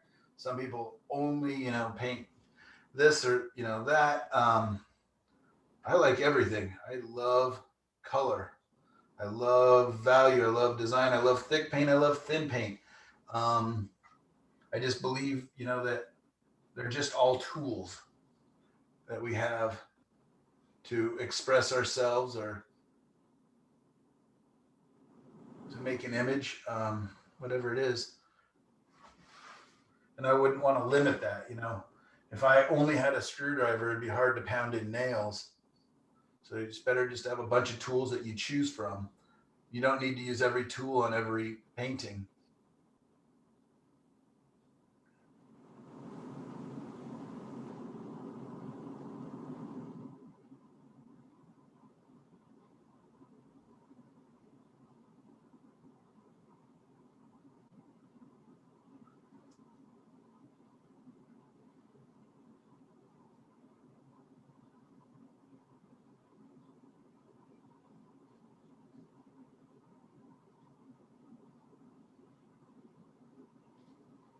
Now I'm going to bring this and cut down into some of these trees, picking up some of the paint that's there, make some of those shapes interesting. Soften that edge back there a little bit. If I have a really crisp edge back there, it doesn't fall back into space very well. I can pick up some of these colors in these clouds and I can chop into these trees a little bit and give them a little more interesting form. Maybe back here as well, because these have got really flat on top. Darks. So far, one brush. Dirty hands. So I'm going back to my darks, so I'm gonna get off those lights. I'm just gonna bring a little hint of that so that it's at least the right color. And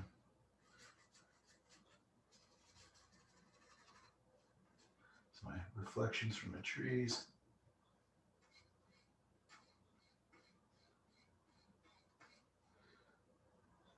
This one I'm going to make red-ish because it's the sun is behind it.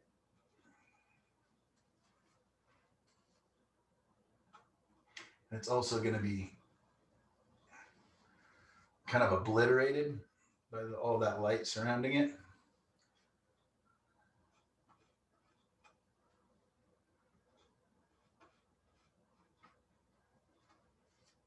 I'll see if that works or not. It might look stupid.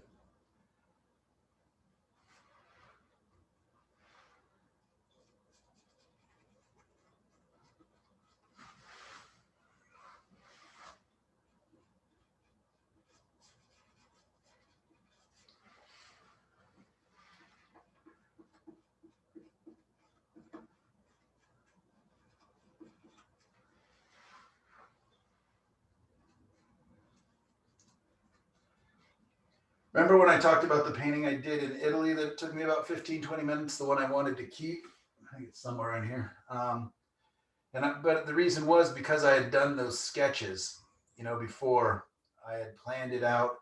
I knew where my light and darks were going to be. I knew that, you know, how it was going to fit onto the page. And so it's just a matter of quickly mixing up some colors, throwing them on.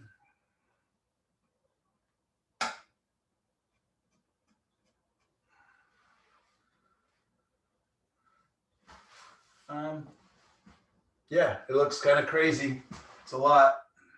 The painting's a lot, and maybe I'll fix it up a little more. I'm sure I will. And I have to look at these clouds and decide, holy cow, you know. But there's something to be said about really dramatic and dynamic clouds. So maybe it gets to stay. But I think I would like to live with it, maybe have a sip of coffee and look at this painting. And anyways, I think you guys get the idea. Please, any last questions before I send you out into the crazy painting world with you? Michael, I want to ask about this, except French ultramarine blue, and what other blue color? Oh, it is manganese blue. Okay, got it. Manganese blue hue. Okay. True manganese blue is very expensive. So and rare. So manganese blue hue is great, and it's actually a better paint than manganese blue. It's Okay. much The- stronger The pigment level. red, another red color, you said warm red, what's the name? Cadmium red medium, or if you want a cheaper version, I use Naphthol Scarlet. Okay. And Napthol.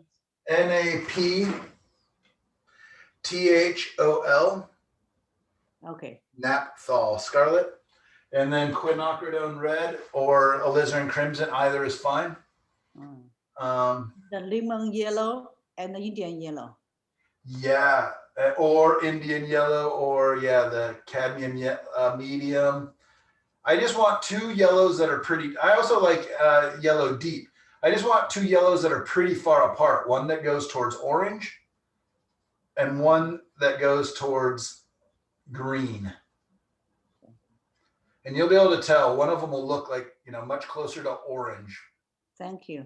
Got it. Thank you. So that's, yeah, let me grab my color wheel and I'll just kind of show you. So Michael, at this point, you're mostly adding and I don't see you really necessarily going to wipe away any.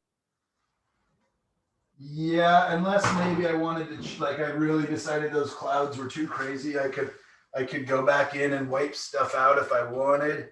But right now, so here's the color wheel real quick. This is something we'll do in the color painting class. So I have these two yellows. That's the yellow,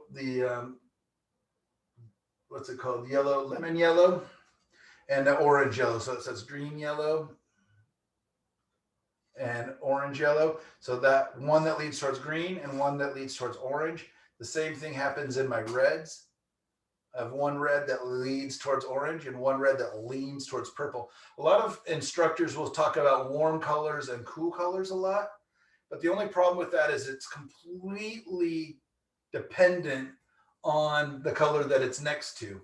So, you know, this is a cooler red than this, but compared to these, this is a warmer color, right? So then I have one blue. This would be my manganese blue and my French ultramarine. So my French ultramarine wants to lean towards red and my manganese blue wants to lean towards green.